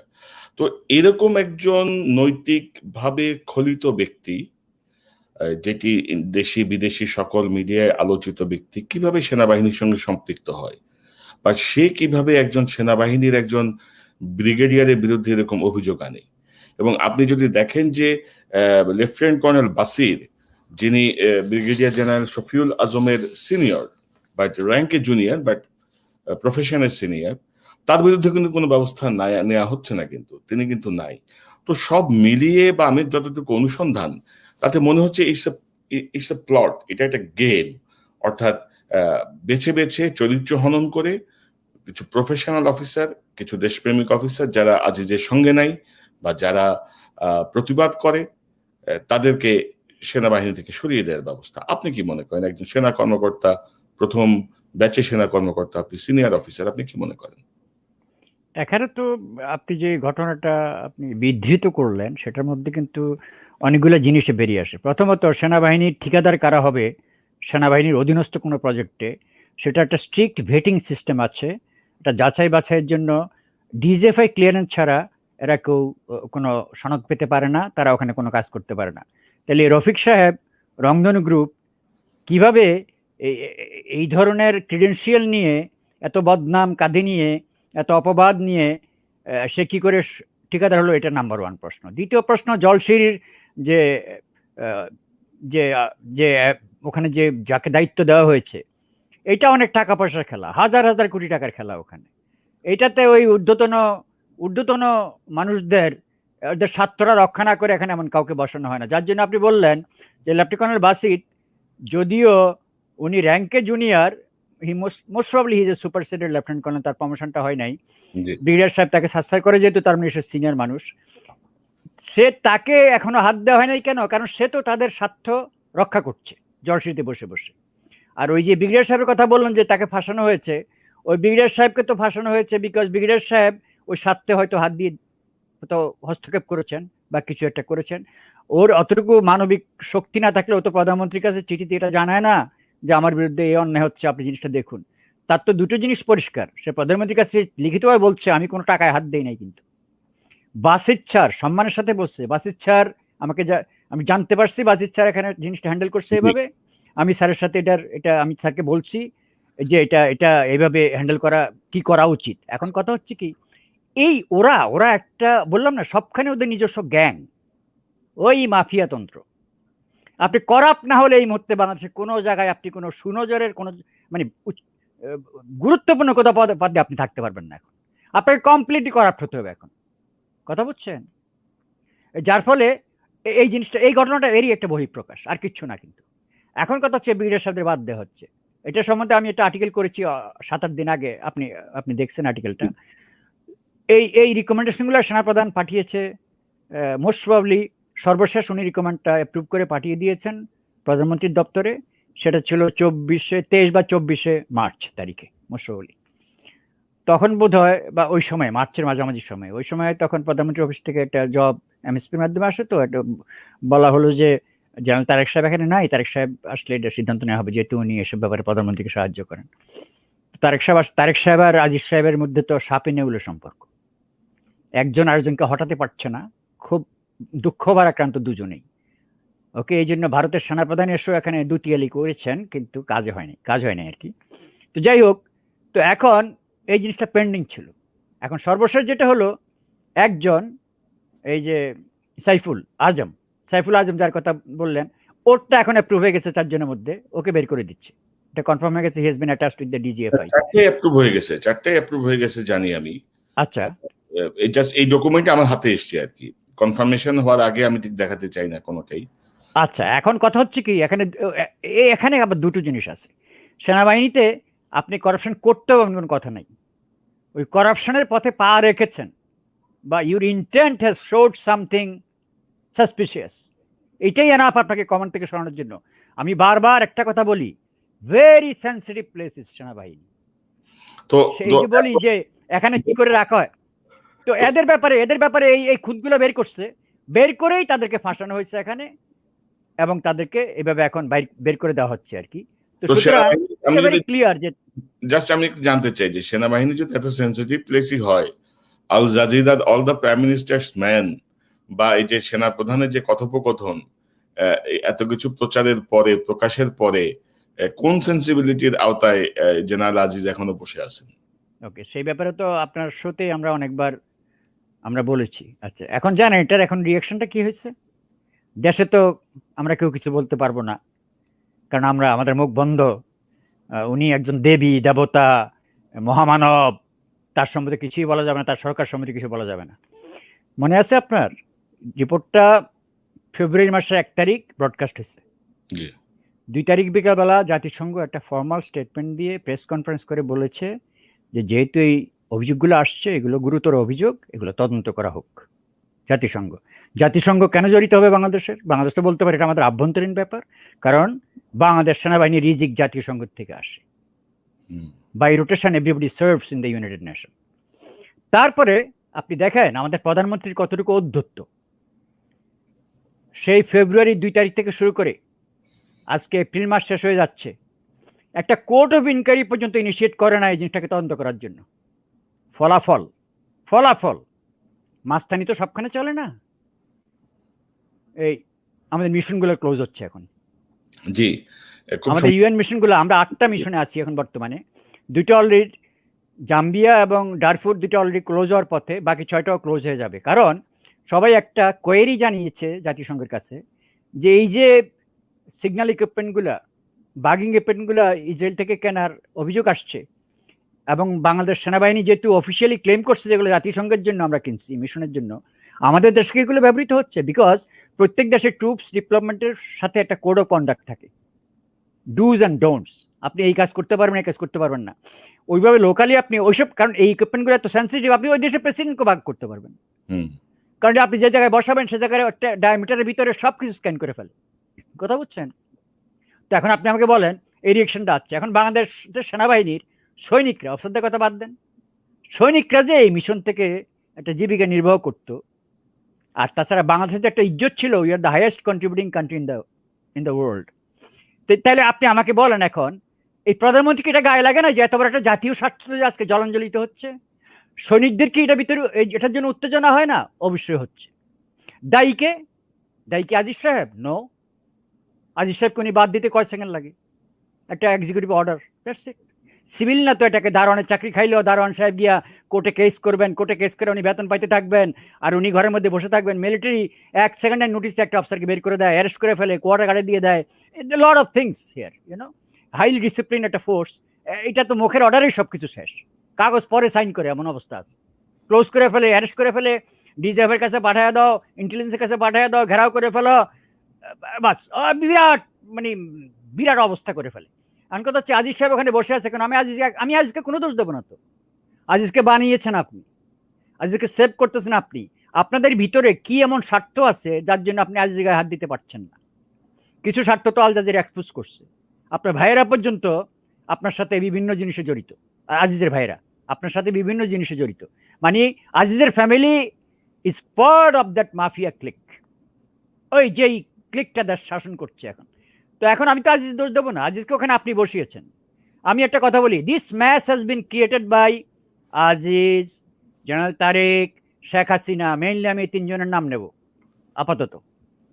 You created the match, you solve it. I am telling you, you are going to pay heavily. আজিজের চাকরি কিন্তু আর 1 মাস আছে, জুন মাসে আজিজের চাকরি শেষ।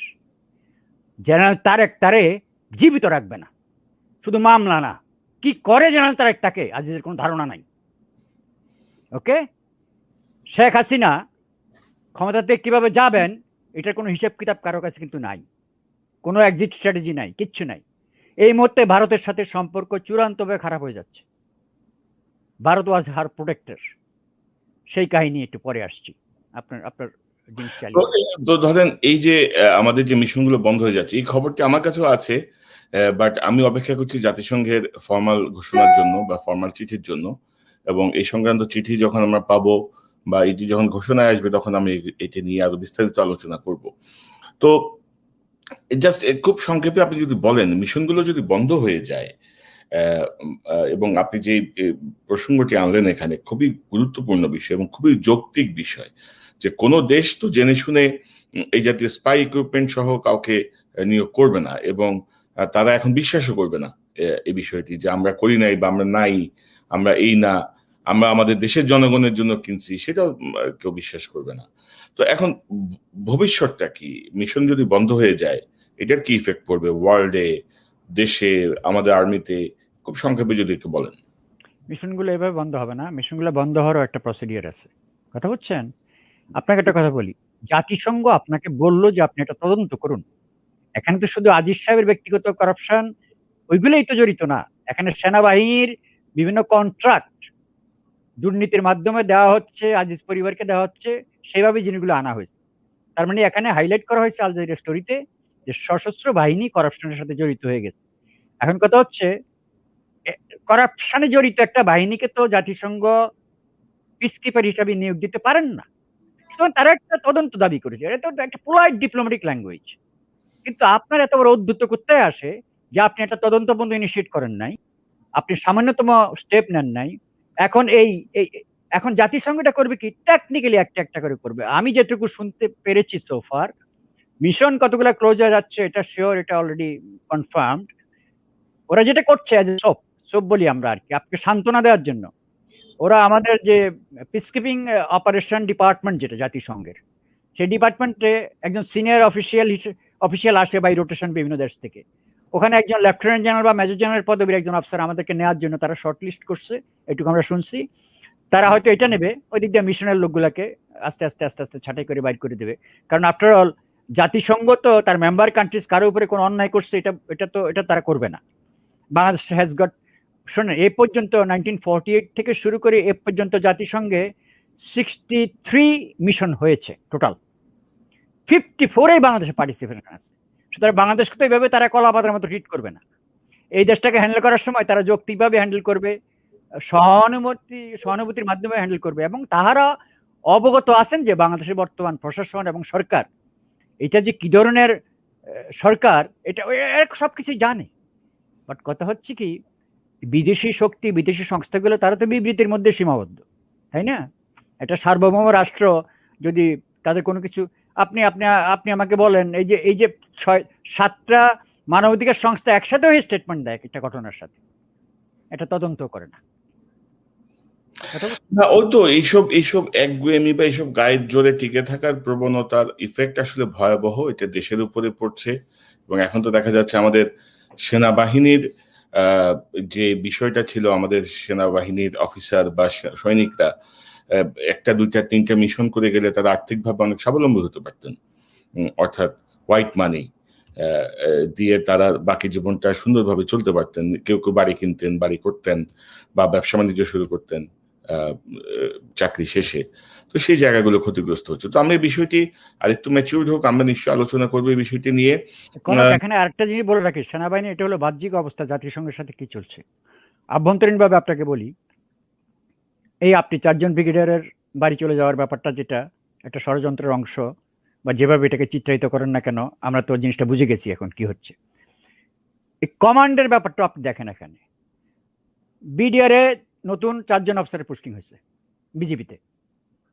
ওদেরকে আজকে 15 দিন চলে যাচ্ছে, ওদেরকে ইউনিফর্মও পড়তে দেয় না, অফিসেও বসতে দেয় না। জেনারেল শাফিন সাহেব এটা অ্যাকসেপ্ট করবেন না। শাফিন সাহেবের সন্দেহ এটা আজিজের লোক। আজিজ ওখানে ওনার কমান্ডটাকে দুর্বল করছে।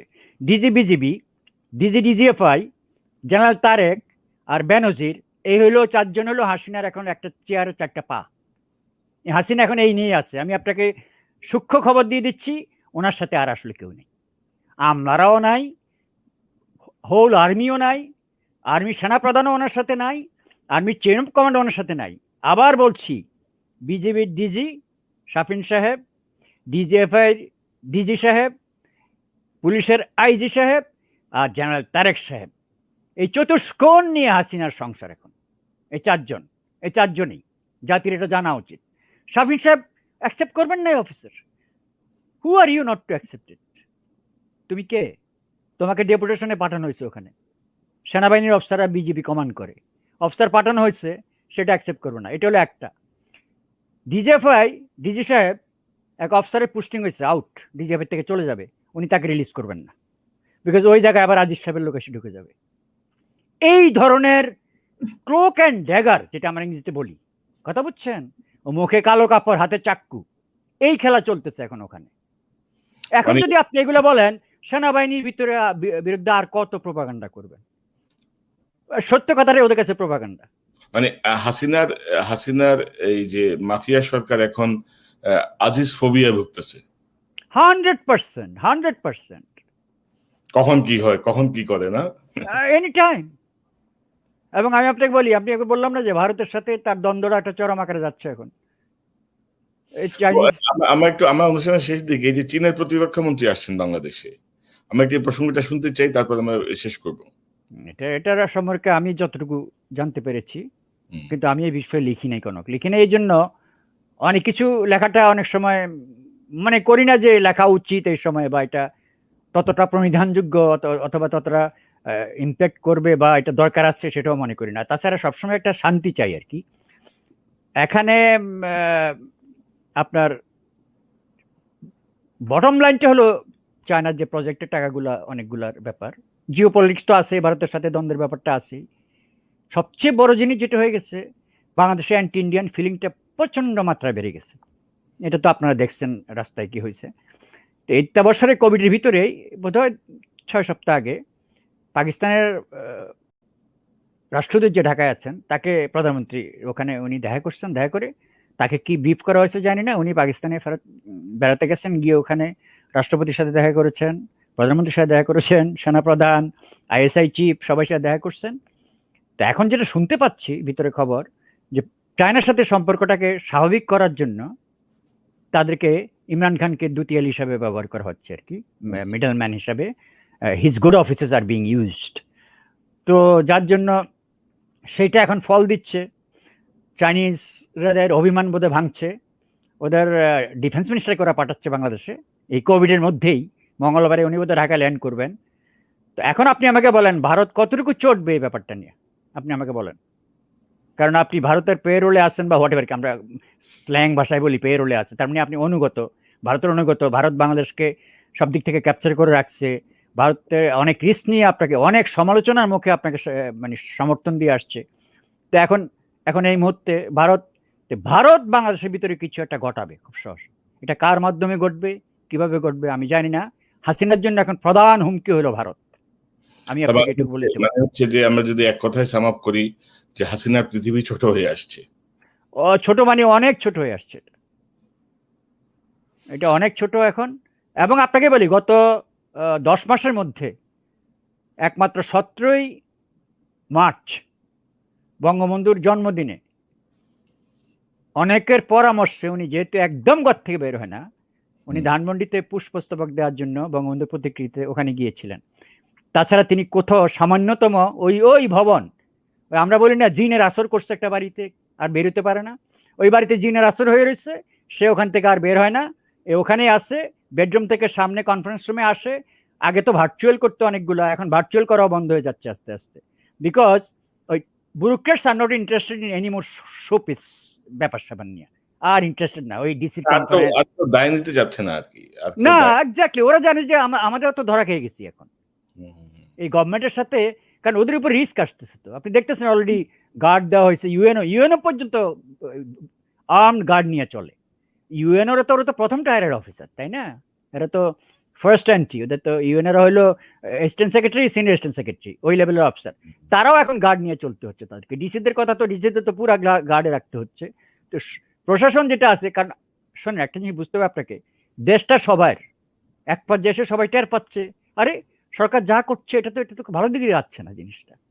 কতক্ষণ আর এসব জিনিস আপনি কতক্ষণ এসব জিনিস মেনে নেবেন বলেন?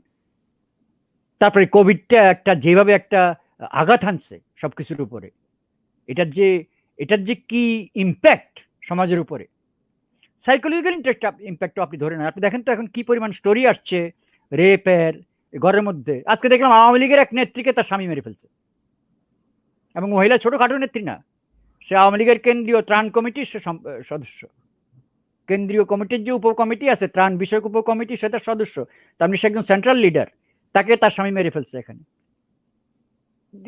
একটা এই মানসিক একটা অবস্থা দেশের সৃষ্টি হয়েছে, যেটা এইসব সময় লিডারশিপ প্রয়োজন।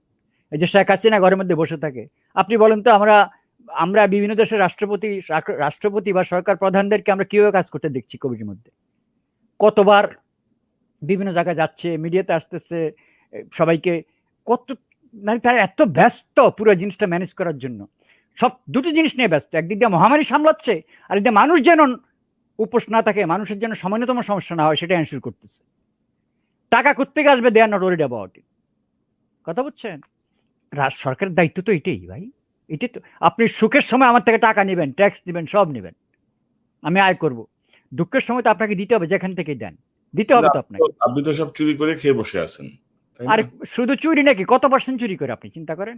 10টা কোভিড হাসপাতাল, এগুলো তো মহানগরীতে, অ্যাজ আই সেড, ডিস্ট্রিক্ট লেভেলে কোনো কোভিড হাসপাতাল আসলে নাই। আইসিইউ না থাকলে এটাকে আপনি কোভিড হাসপাতাল বলবেন কেন? কারণ কোভিড হলো ফুসফুসজনিত সমস্যা সৃষ্টি করে, নিঃশ্বাস প্রশ্বাসের প্রবলেম। তো আপনার যদি আইসিইউ না থাকে, সেটাকে তো আখ্যায়িত করা যায় না কোভিড হাসপাতাল হিসেবে। আপনি দেখেন 10টা হাসপাতালের করাপশন, সরকারের ভাষ্য হলো 370 কোটি টাকা। কোভিডের পয়সাগুলো খেয়ে ফেলছে সবাই। এর আগে তো মাস্ক থেকে আরম্ভ করে ইউ নেম ইট। এখন আবার দেখেন ইন্ডিয়া পুরো আমাদের ভ্যাকসিনের টাকায় খেয়ে ফেলছে। এখন বলে যে এটা খেয়ে ফেলে নাই, এটা আসবে কখন? আসবে কখন? বিয়েটা শেষ হয়ে যাওয়ার পরে বিরিয়ানিটা আসবে। অর্থাৎ সরকারের, আমরা এক অর্থে বলতে পারি যে সরকার এখন অ্যাকচুয়ালি শেষ পরিণতির দিকেই যাচ্ছে। কারণ এবং আমি যদি যে সেনাবাহিনীর অফিসারদের কথা যেটি বললাম, আমাদের প্রশাসন এবং পুলিশও কিন্তু এরকম বহু ঘটনা ঘটছে। বহু জনকে বাধ্যতামূলক অবসর দেওয়া হচ্ছে, বরখাস্ত করা হচ্ছে, মানে হুমকি দিয়ে চাকরি থেকে সরিয়ে দেওয়া হচ্ছে। এবং আমি তো মনে করি, যেমন ধরেন আওয়ামী লীগের যে পলিসি, যে আপনি দেখলেন যে গণজাগরণ মঞ্চ যুদ্ধাপরাধের বিচার, এই সেই হইচই করে এমন একটা অবস্থা করলো যে বিএনপি সিদ্ধান্ত নিতে পারলো না তারা কোন দিকে যাবে। বিএনপি স্থায়ী কমিটির একজন সদস্যের ফাঁসি হয়ে গেল, সালাউদ্দিন কাদের চৌধুরী, কোনো প্রতিবাদও কিন্তু হয়নি। বিএনপি শেষ মানে কি? বিএনপিকে কর্নার, জামাত শেষ। এখন এই যে হেফাজত, কিন্তু আওয়ামী লীগের সৃষ্টি, এখন হেফাজতকে শেষ করে দিচ্ছে। অর্থাৎ এইভাবে কিন্তু একের পর এক, এখন ধরেন যে অফিসারগুলোকে সেনাবাহিনী থেকে বরখাস্ত করা হচ্ছে, কেউ যদি মনে করে যে খুব ভালো হয়েছে কেসে, আমি তো আছি, আপনি কিন্তু নাই, আপনি কিন্তু নেক্সট, তাই না?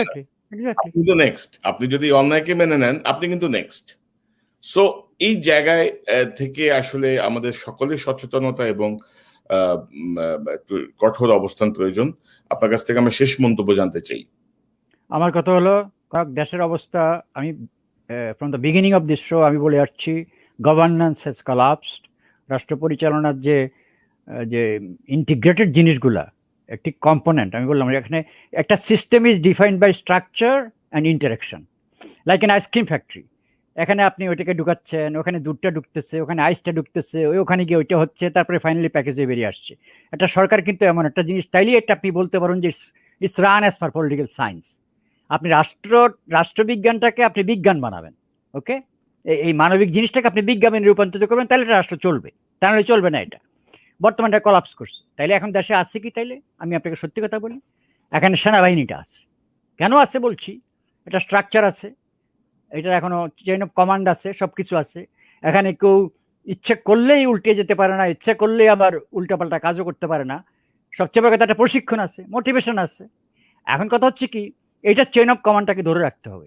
সেনাবাহিনীর প্রত্যেকটা officer, I am not saying only generals, প্রত্যেকটা অফিসারকে ঐক্যবদ্ধ থাকতে হবে যে আমরা আমাদের সেনাপ্রধান থেকে যে আদেশে আসুক না কেন, আমরা সেইভাবেই চলবো। That is our chain of command. আমি অফিসারদেরকে রিকোয়েস্ট করবো, প্রধানমন্ত্রীকে চিনতে যেও না। এরকম দুর্যোগ অতীতে অনেকবার ঘটেছে। তোমরা জিনিসপত্র, তোমরা এক্সপ্রেশন অফ গ্রিভেন্স দেওয়ার মতো তোমাদের নৈতিক অধিকার আছে, আইনগত অধিকার আছে। তোমরা যদি কোনো জিনিস মনে করো তোমরা এটা সহ্য করতে পারছো না, দেশের জন্য হোক, জাতির জন্য হোক, যে কোনো কাজ, এই যে এই মুহূর্তে দুর্যোগের ভিতরে তোমাদের কোনো সাহায্যের যদি প্রয়োজন থাকে, তোমাদের মনে করো আমরা we should go and help the civilians, আমাদের মানুষগুলোকে হেল্প করা উচিত, প্রধানমন্ত্রীর কাছে প্রস্তাব দাও। উনি না শোনার কে? তোমরা 5 জেনারেল একত্র হয়েছ, প্রধানমন্ত্রী is nothing, nobody is nothing in front of you. দেশ হাততালি দিবে, বাহাবা দিবে, দেশের মানুষটা উপায় খুঁজতেছে। I want the army as solid as rock. তোমরা তোমাদের চেইন অফ কমান্ডার রাখো ঠিক করে। বাহ্যিক শক্তি এখানে উস্কানি দেওয়ার জন্য বিরাট চেষ্টা করে যাচ্ছে। আভ্যন্তরীণভাবে এই ক্ষমতাসীন দলটা সেই বেনিফিটটা নিয়ে তারা আর ক্ষমতাটা পোক্ত করার চেষ্টা করছে। এই চালাকিগুলো বোঝার চেষ্টা করো, দেশটাকে ভালোবাসার চেষ্টা করো। Please don't destroy this country.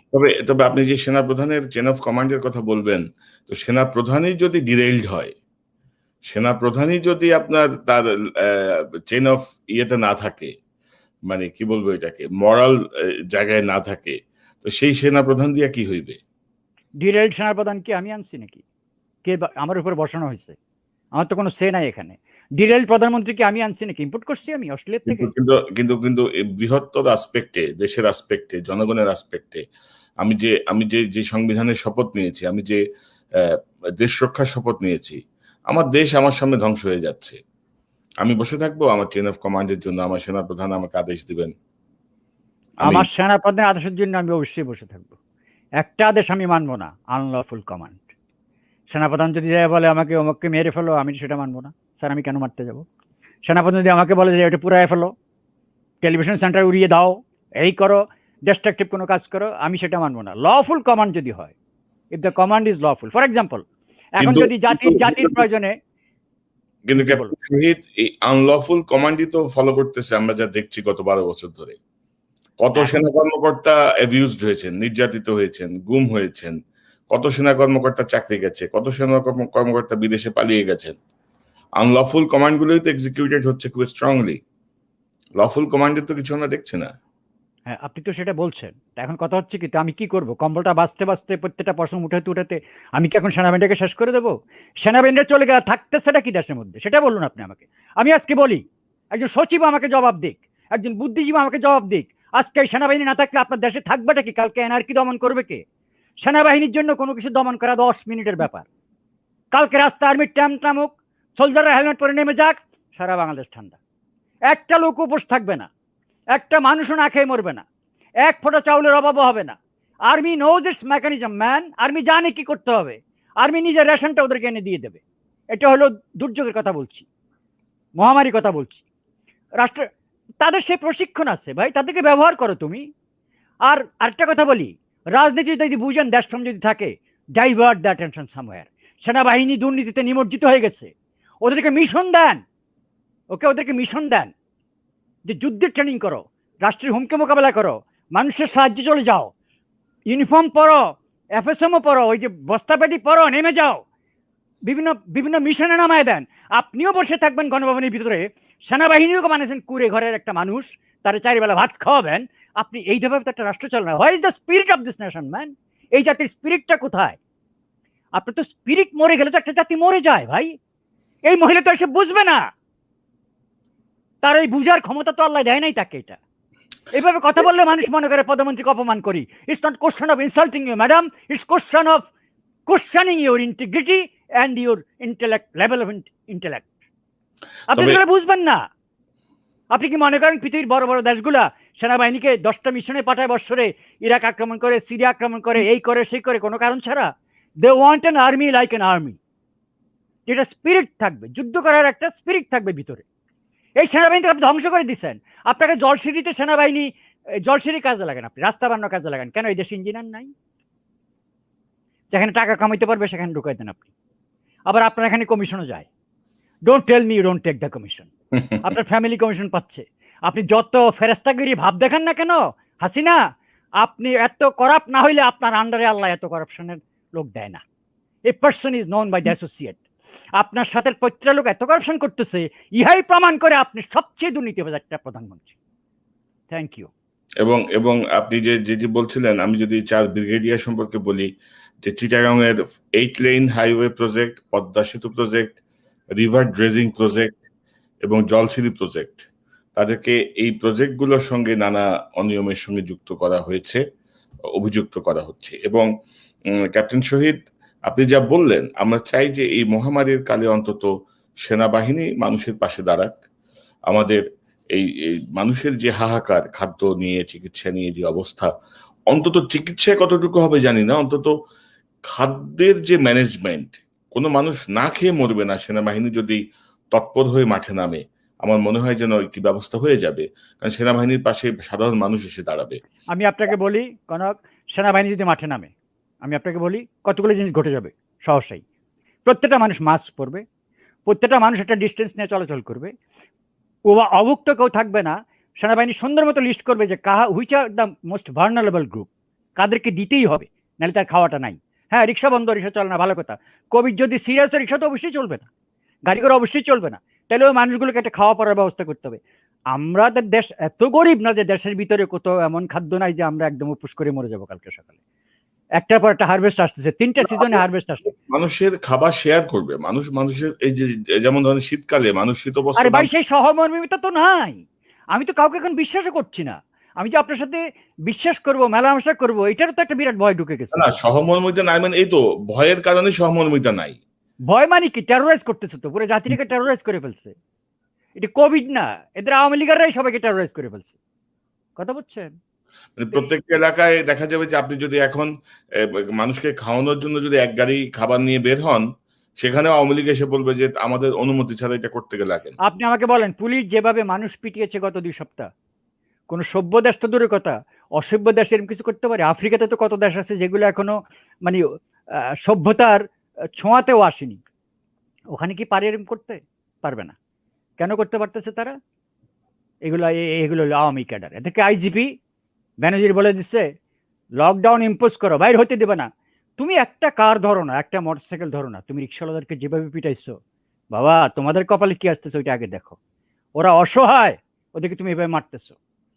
এই জিনিসগুলোই আজকে জাতির এই জাতির উপরে আযাব এসে গেছে। আমি কয়েকটা কথা বারবার বলি, অন্যায় যে করে আর অন্যায় যে সহে, দুজনে কিন্তু সমানভাবে পাপী। জি, ক্যাপ্টেন শহীদ, আপনাকে ধন্যবাদ। আমরা আশা করি এই অবস্থা থেকে উত্তরণ ঘটবে, মানুষের জানমালের হেফাজত হবে, যেভাবেই হোক নিশ্চয়ই একটা রাস্তা বেরোবে এবং আমরা নিশ্চয়ই গণতন্ত্রের দিকে ফিরে যাব। এবং আপনি যে বলছিলেন মানুষের আস্থা আছে সেনাবাহিনীর উপরে, আমরা চাই মানুষের এই আস্থাটি থাকুক, আস্থা আছে বলুক, মানুষ যেন না বলে আমাদের আস্থা ছিল, এটি যেন অতীত না হয়ে যায়। বর্তমানে এখনো আস্থা আছে, সেই আস্থাই থাকুক।